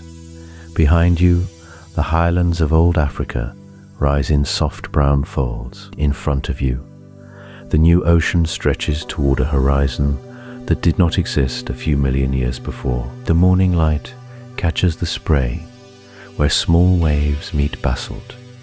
The basalt is dark, almost black, because it was once lava that cooled along the rift floor. Where the rock breaks the water, foam glows white against it, and the contrast is sharp and clean. Farther out, the sea would deepen quickly. In young oceans, the floor drops away in steps, marked by old faults that once trembled when the land was still tearing. Sunlight reaches only the upper layer, perhaps the first 200 meters or so.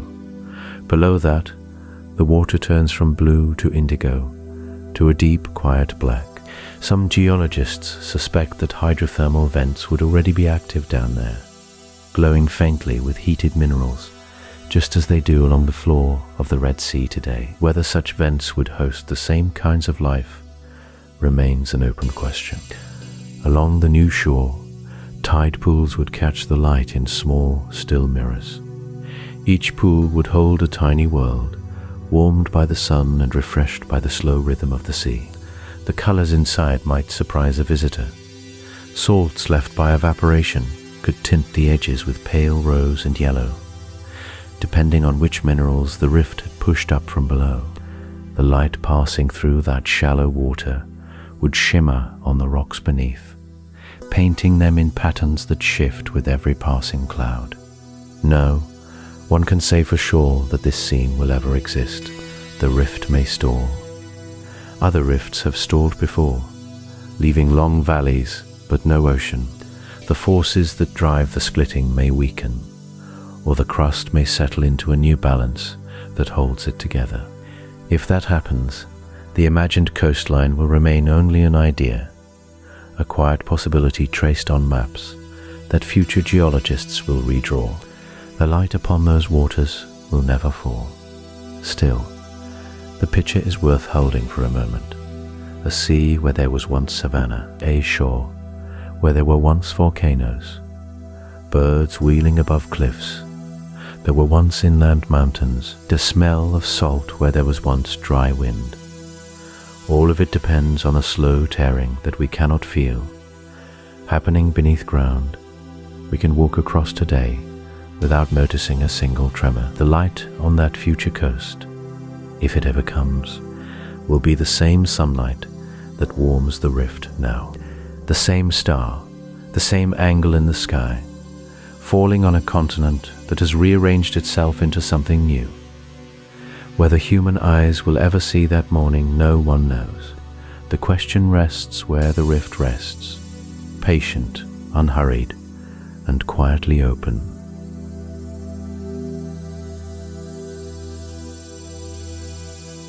Not every rift becomes an ocean. The earth keeps a quiet record of cracks that opened wide and went still, then healed into long, faint scars across the continents. These are called failed rifts. They began the way East Africa is beginning now. The ground stretched, the crust thinned, magma pushed up from below, and the land cracked open with deep, slow groans. Yet somewhere along the way, the pulling stopped. The crack closed its mouth. The continent held itself together, and the sound of that ancient effort faded into the long silence of stone. If you could listen back through deep time, the old rifts would not be quiet at all. They would rumble with the soft, steady hum of magma moving below. They would crack with the sharp pops of basalt cooling. They would whisper with the slow grind of two slabs sliding apart by the width of a fingernail each year. The earth speaks in low frequencies, far below what human ears can catch. But seismometers, those careful machines that listen to the ground, can translate those vibrations into sound. When researchers speed up the recordings, the planet seems to murmur, sigh, and occasionally cough. One of the most famous failed rifts lies beneath the central United States, hidden under thick layers of younger rock. It is called the Mid-Continent Rift, and it formed more than 1 billion years ago. For a brief stretch of geologic time, North America tried to split in two. Vast floods of dark lava poured out across the land. The crust sank into a long valley shaped like a curved bow. And then, for reasons no one fully understands, the rifting simply stopped. Some researchers think a distant collision elsewhere on the planet locked the plates back together. Others wonder if the deep heat source beneath the rift cooled or wandered away. The question stays open. There are other quiet ghosts beneath parts of Europe, beneath the North Sea, beneath the deserts of Central Africa. Geologists have traced the buried outlines of cracks that almost became oceans. Each one tells a slightly different story. Each one began with the same low rumble of stretching crust, and each one ended without the sea ever arriving. If East Africa is on the path to becoming an ocean, these older rifts remind us that the path is not certain. The earth begins many such cracks. It finishes only some of them. The sounds that come from a living rift are unlike anything else on the planet. In the Afar region, scientists have placed listening stations on lava fields and along the edges of fissures. The recordings catch a steady, soft drumming far below the surface. This is thought to be magma moving through narrow channels, like water gurgling through pipes. Sometimes the drumming speeds up, sometimes it grows quiet for weeks. Some researchers believe these patterns may one day help predict when a new fissure will open. Others think the signals are too tangled to read clearly yet. The question, as so often here, remains open. There is also the sound of the rift lakes, Tanganyika, Malawi, Kivu, each one a long, narrow basin filled with deep, cold water. Microphones lowered into these lakes catch faint clicks and pulses from the dark below. Some come from fish, some come from gas bubbles rising from the lake bed. Some, researchers suspect, come from the slow shifting of the rocks far underneath, though this is hard to confirm. The lakes act as natural drums, holding the soft echoes of a continent in motion. If the older failed rifts could speak today, they might sound like wind moving over an empty plain. Their dramas ended long before our species existed. The lava flows that once glowed have cooled into dark, ordinary rock. The valleys have filled in with sediment. The only voices left are the readings of magnetic patterns frozen in the stone, and the faint echoes geologists tease out with sound waves and computers. What no one can say for certain is which kind of scar the East African rift will become. Will it grow louder, year by year, until the sea pours in and the rumble of magma is joined by the long, slow song of waves on a new coast? Or will it, after some millions of years, simply go quiet, leaving behind a long, faint hollow that future creatures may walk across without knowing what once moved beneath their feet? The earth has done both.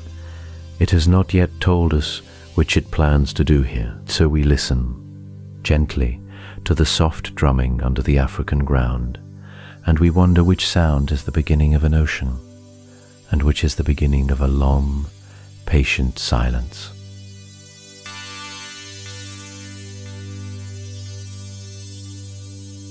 There is a quiet math hidden inside the question of why some rifts succeed and others fall silent.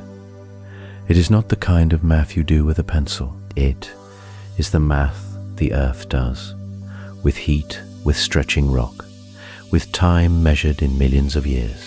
And somewhere inside those slow numbers lies the answer to whether the East African rift will one day open into a new sea, or whether it will join the long list of cracks that tried and failed. Geologists have a word for the rifts that did not make it. They call them ecology. These are old scars in the crust where the ground once pulled apart, then stopped. The mid-continent rift in North America is one of them. The Doinyo Trough in West Africa is another.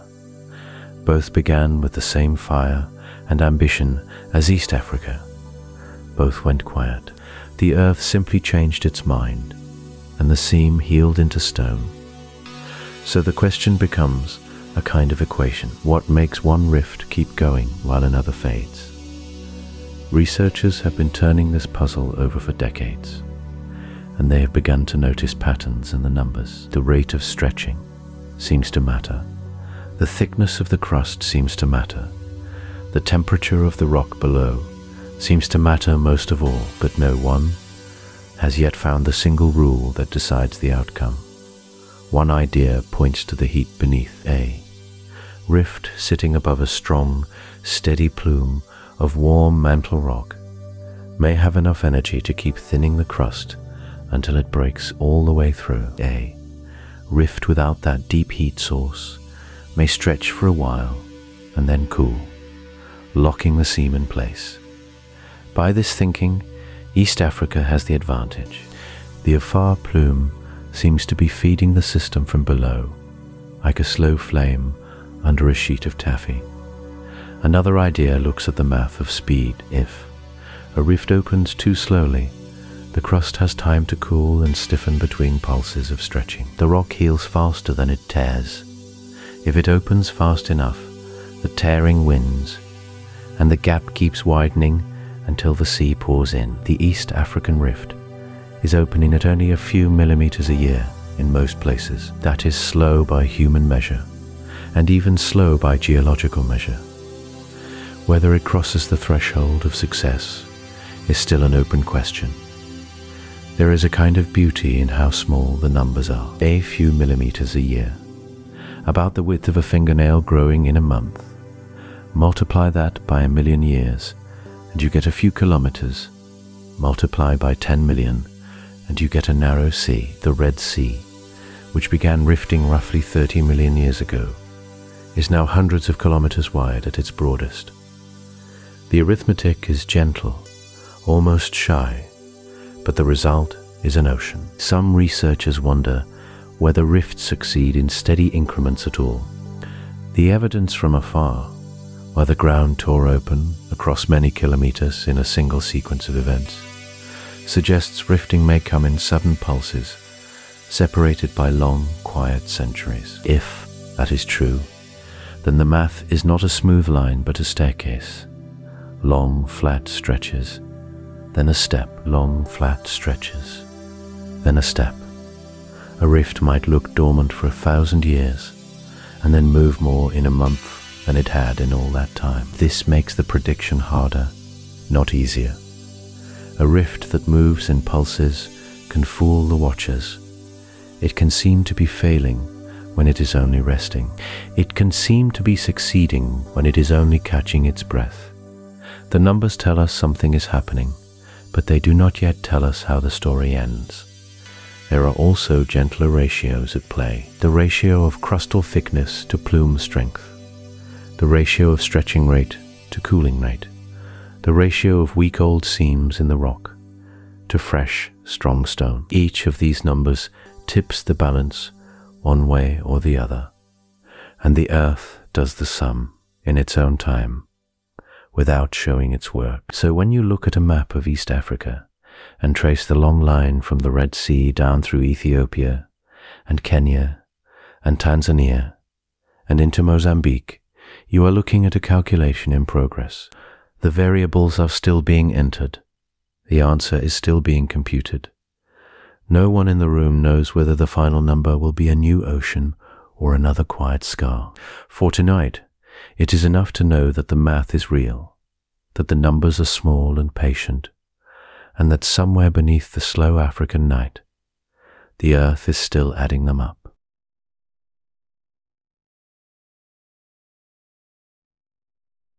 Along the long seam where Africa is slowly pulling apart, life has settled into the cracks. The rift is not just a story of rock and fire. It is also a story of creatures that have learned to live on the edges of a wound that is still opening. And the balance they live within is more delicate than it first appears. Consider the flamingos of the soda lakes. These pale pink birds gather in great drifts on the surface of waters so harsh that almost nothing else can survive there. The lakes are heavy with salt and soda, fed by hot springs that bubble up through cracks in the rift floor. The water can burn skin. The mud beneath it is caustic, and yet the flamingos wade through it on long, thin legs, sifting tiny blue-green microbes from the brine with their curved beaks. They depend on the exact chemistry of these strange lakes.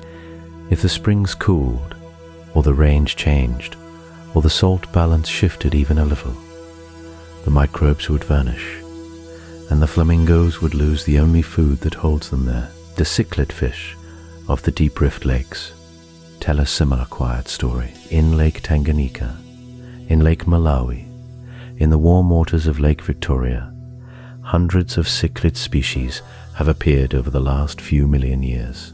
Some are no bigger than a thumb. Some hunt other fish in the dark depths. Some pick algae from sunlit rocks. Each species fits a narrow slot in the lake, a small place where it eats one thing, breeds in one way, and lives among one set of neighbors. Researchers still debate how so many forms appeared so quickly. One idea is that the rising and falling of the lakes, driven by the slow tectonic motion of the rift, kept splitting populations into separate pockets. Another idea points to the clear, still waters and the many colors the fish use to recognize their own kind. The honest answer is that both forces, and probably others we have not named yet, played some part. What is clear is that these fish are tied to conditions that may not last. The deep lakes hold their oxygen in the upper layers only. Below a certain depth, the water is still and lifeless. If the climate warms, that boundary may shift. If the rains falter, the lakes may shrink. If a new volcanic vent opens beneath one of them, the chemistry could change in a season. The cichlids have nowhere else to go. Each lake is its own small world, walled off by the same geology that made it. On the high shoulders of the rift, other creatures balance on different edges. The mountain gorillas of the Virunga volcanoes live on slopes built by the very forces that are pulling Africa apart. They feed on bamboo and soft leaves that grow only in a narrow band of altitude and rainfall. A shift of a few degrees, or a few 100 millimeters of yearly rain, would push that band higher up the mountain, or thin it out entirely. The gentle giants depend on a climate that the rift itself helps shape, through the way it lifts the land and steers the rain clouds. In the lowlands, the great herds of the savanna move across grasslands that exist partly because of the rift. The lifted highlands cast rain shadows. The volcanic soils hold nutrients that feed the grasses. The slow tilting of the land directs the rivers. Wildebeest, zebra, and gazelle walk paths whose shape was drawn by deep tectonic motion long before any of them were born. It is worth sitting with how thin the margins are. A small change in the angle of the land, in the heat below, in the salt in a single lake, can ripple outward into lives we know by name. And this is true everywhere on the planet, not only here. The atmosphere that holds the rains in place is only a thin skin around the earth. The distance from the sun that keeps the water liquid is precise. The slow heat of the deep mantle, which drives the rift itself, is what keeps the continents moving and the oceans churning at all. Take away any of these, and the whole arrangement quietly fails. The animals along the rift do not know any of this. They drink at the salt lakes, they sing in the bamboo forests, they wade through the shallows of inland seas. They live, as everything alive must, inside a window that nothing promises will stay open. And the question of how long that window remains, as Africa slowly tears itself apart, is one that no one yet knows how to answer.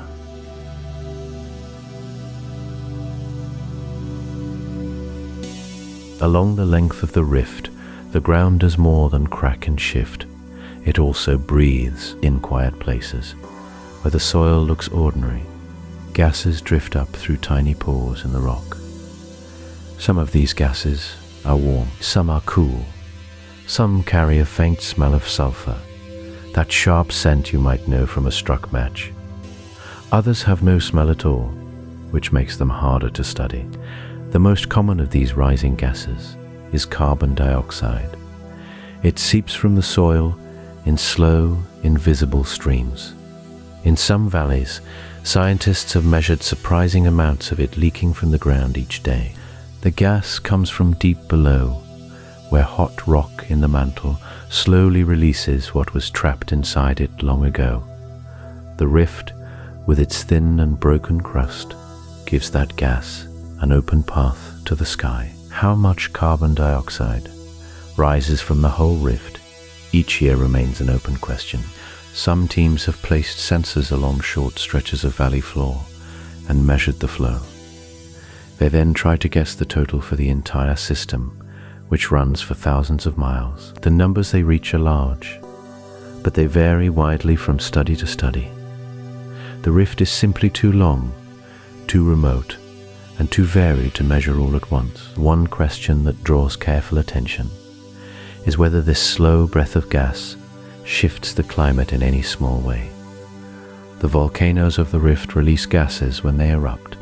The soil releases gases even when no volcano is active. Some researchers wonder if rifting continents have always been quiet sources of carbon dioxide across deep time. Others think the contribution is small compared to other natural sources. The debate stays open, partly because measuring a whole continent's slow exhale is so hard. Helium also rises through the cracked ground in faint and gentle traces. Helium is the same light gas that fills party balloons, but the helium leaking from the rift carries a different story. Much of it formed deep inside the earth billions of years ago and has been creeping upward ever since. By studying the kind of helium that comes out, scientists can guess how deep its source might be. In some rift spots, the helium signature points to the mantle, far below the crust. In others, it seems to come from shallower rocks.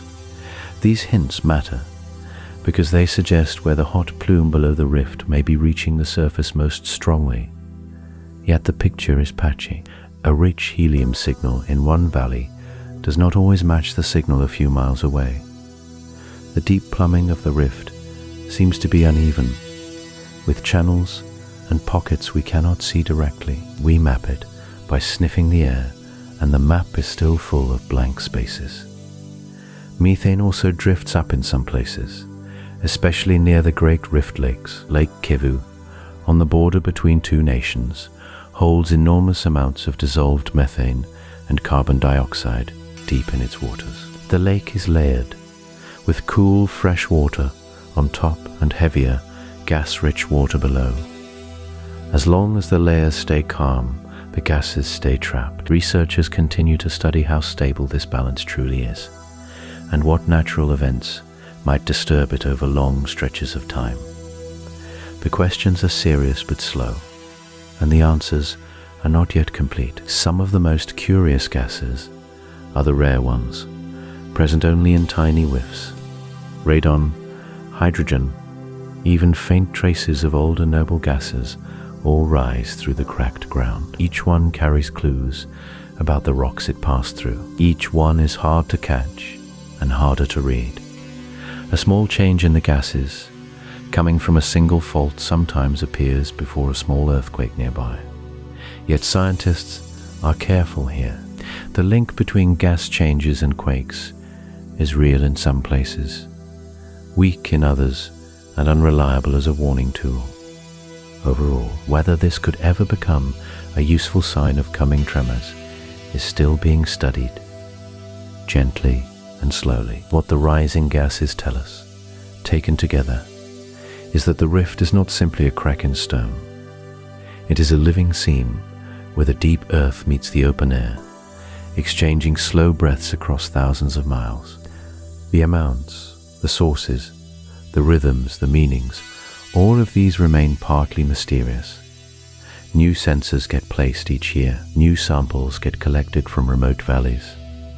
New questions arise faster than the old ones get answered. The cracked ground exhales, and we listen with our small instruments. And we learn a little more, and a little more. The mystery does not shrink so much as it deepens. That, perhaps, is the quiet gift the rift gives to anyone patient enough to ask.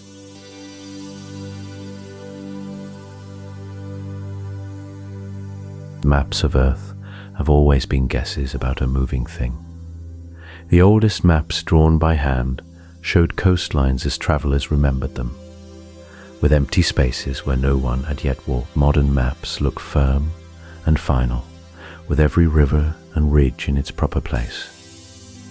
But the truth is that every map of Earth is already out of date the moment it is printed. The ground beneath the ink keeps moving, slowly, quietly, on its own clock, along the East African Rift. This truth shows itself more clearly than almost anywhere else on the planet.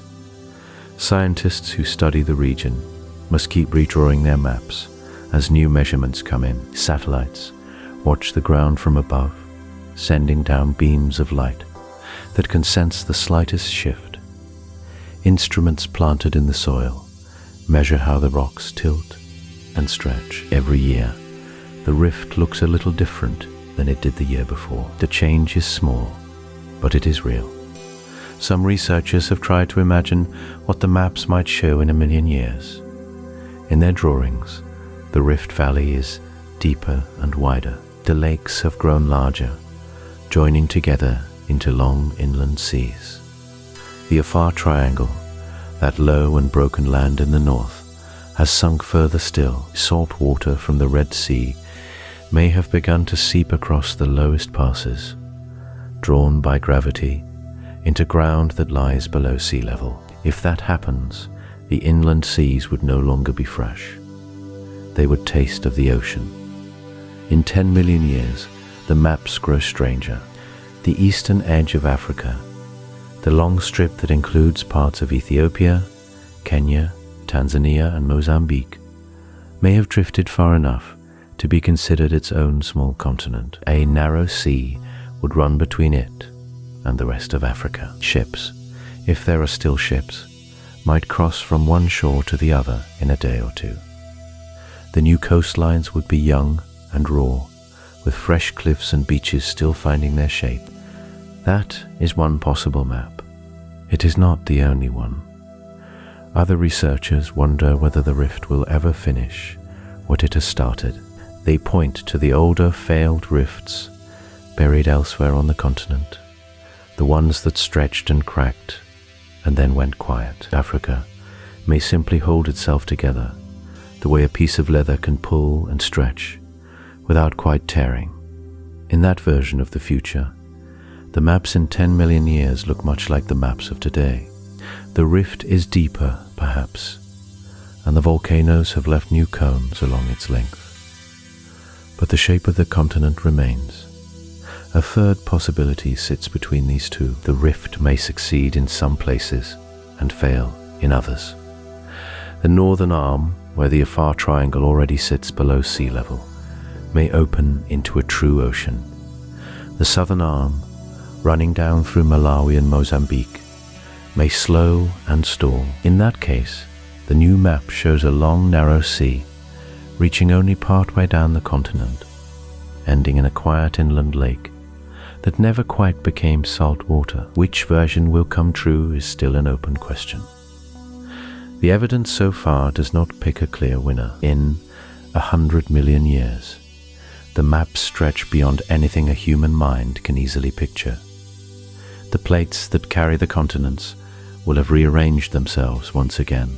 Some geologists believe that all the continents may one day drift back together into a single great landmass, the way they have done before in Earth's deep past. If that happens, the new ocean born from the African rift would close again, pressed shut between colliding shores.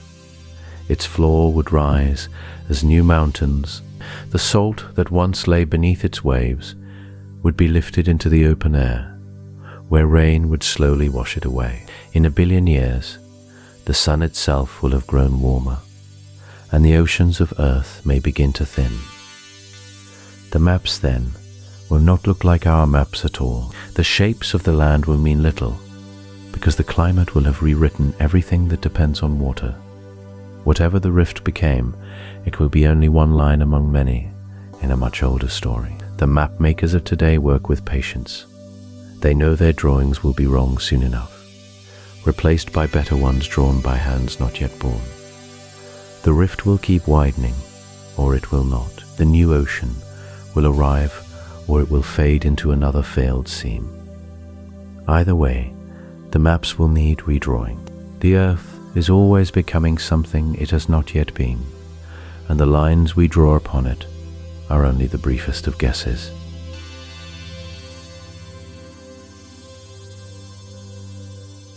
Step back now. Step back as far as you can.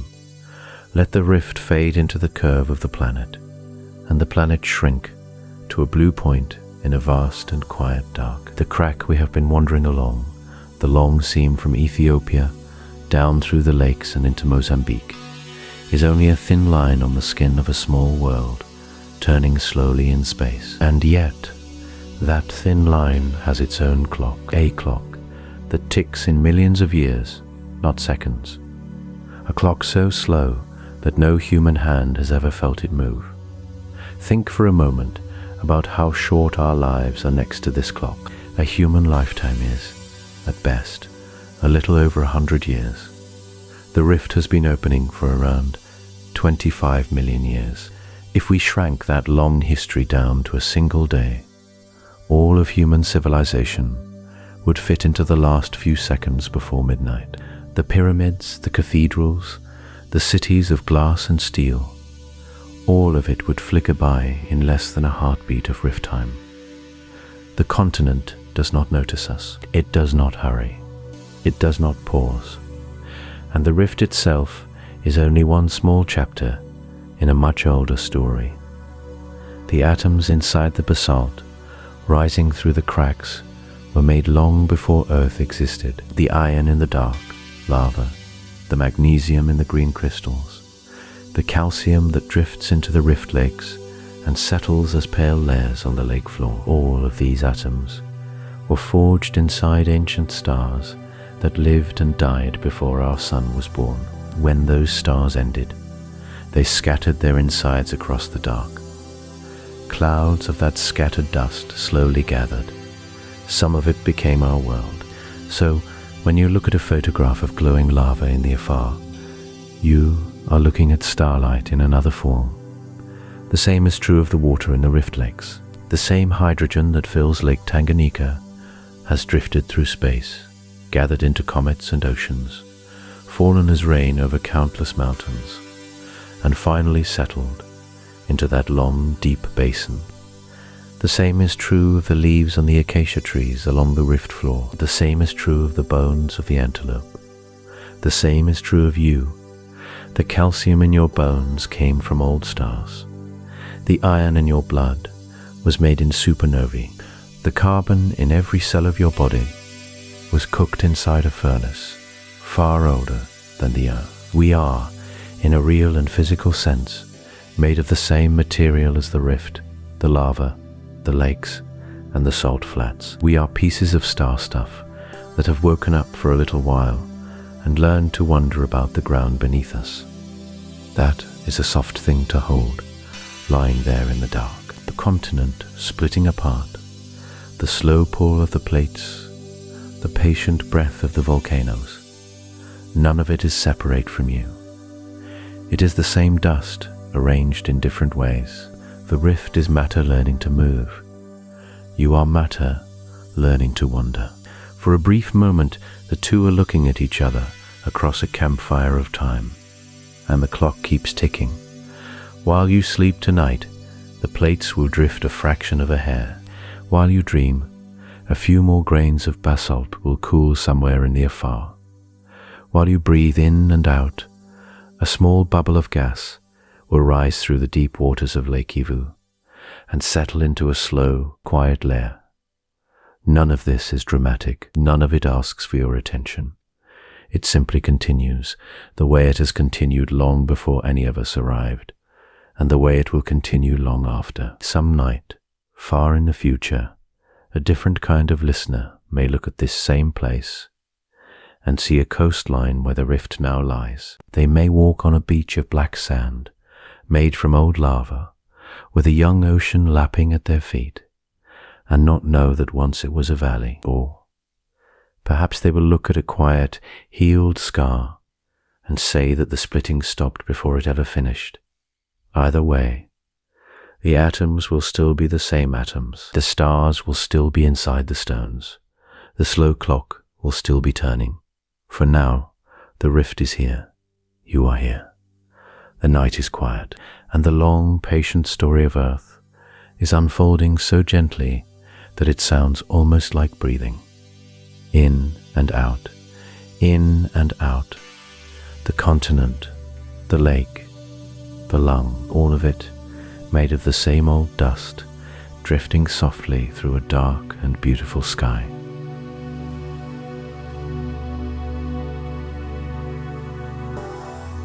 And so we come to the quiet end of our long wandering. The rift is still there, still pulling, still breathing its slow breath beneath the African soil while we have spoken. The continent has not moved enough for any eye to notice. A few grains of motion, a whisper of stretching crust. The seam is patient in a way no living thing can ever be. Picture, for a moment, the whole of Africa from far above, the great curve of its coastlines, the pale gold of the Sahara to the north, the green band of forest across the middle, the long lakes laid out like dark beads down the eastern side, and, running through that eastern country, that faint line of valleys and volcanoes, the place where the ground has chosen to come apart. From this height, it looks like nothing more than a soft crease in the skin of the world. Yet that crease may be the beginning of a sea, or it may not. The question we began with is the question we end with, and that is exactly as it should be. Some geologists believe the rift will keep widening until salt water pours in and a new ocean is born between two new continents. Others think the rift may slow, may stall, may quiet itself the way older rifts have done before. The evidence points in both directions, and the rocks have not yet finished telling their story. What we do know is small and beautiful. We know the crust is thinner there. We know the lava lakes still glow at night. We know the lakes hold fish found nowhere else on Earth. We know the bones of our earliest ancestors lie in the dust of those valleys, sleeping under the same stars that once watched them walk. The rift has been a cradle, a shelter, a road, a wound, a promise. It has been all of these things at once. Imagine the planet now, turning slowly in the dark. The night side of Africa is quiet. Lake Tanganyika lies flat as a black mirror, holding the moon on its surface. Lake Malawi rocks, gently against its shores. The Danakil salt flats shine faintly under the stars, white and still. Somewhere along the Afar triangle, a thin plume of steam rises from a vent and disappears into the cool air. Somewhere on the slopes of old Doinyo Lengai, a small lake of dark lava breathes in and out like a sleeping animal. The whole continent is at rest. The elephants are asleep beneath the acacia trees. The flamingos stand quiet on the soda lakes, one leg tucked. The fishermen on Lake Victoria have pulled their boats up onto the sand, and the rift, the great slow wound that may one day become a sea, is doing what it has always done, pulling, pausing, pulling again, so gently that no one in the villages above can feel it. Far above, the moon moves along its old path. Beyond the moon, the stars wheel through their patterns. Our small blue world spins on, carrying its oceans and its forests and its mysteries through the dark. There is nothing to fear in any of this. The earth has been making and unmaking itself for more than 4 billion years. It has done this work in patient silence, long before there were eyes to watch. And it will go on doing this work long after we have set down our tools and gone to sleep. You will not see the new ocean, nor will your children, nor their children, nor any name that will ever be remembered. The map you learned as a child will look the same when you are old, but somewhere in the deep, slow clock of the planet, the answer is already being written. The rocks know. The rocks are simply not in a hurry to tell. So let the question rest beside you tonight. Let it be a soft thing, not a heavy one. None of it needs you to solve it. It is enough, on a night like this, simply to know that the world is still becoming, that there are wonders unfinished, that somewhere beneath the warm soil of an old continent, a new sea is dreaming itself into being. Slowly, slowly, slowly, rest now. The earth is in good hands, its own. Subscribe for a brand new earth topic every night. One tap and something wonderful is waiting for you tomorrow. Sweet dreams.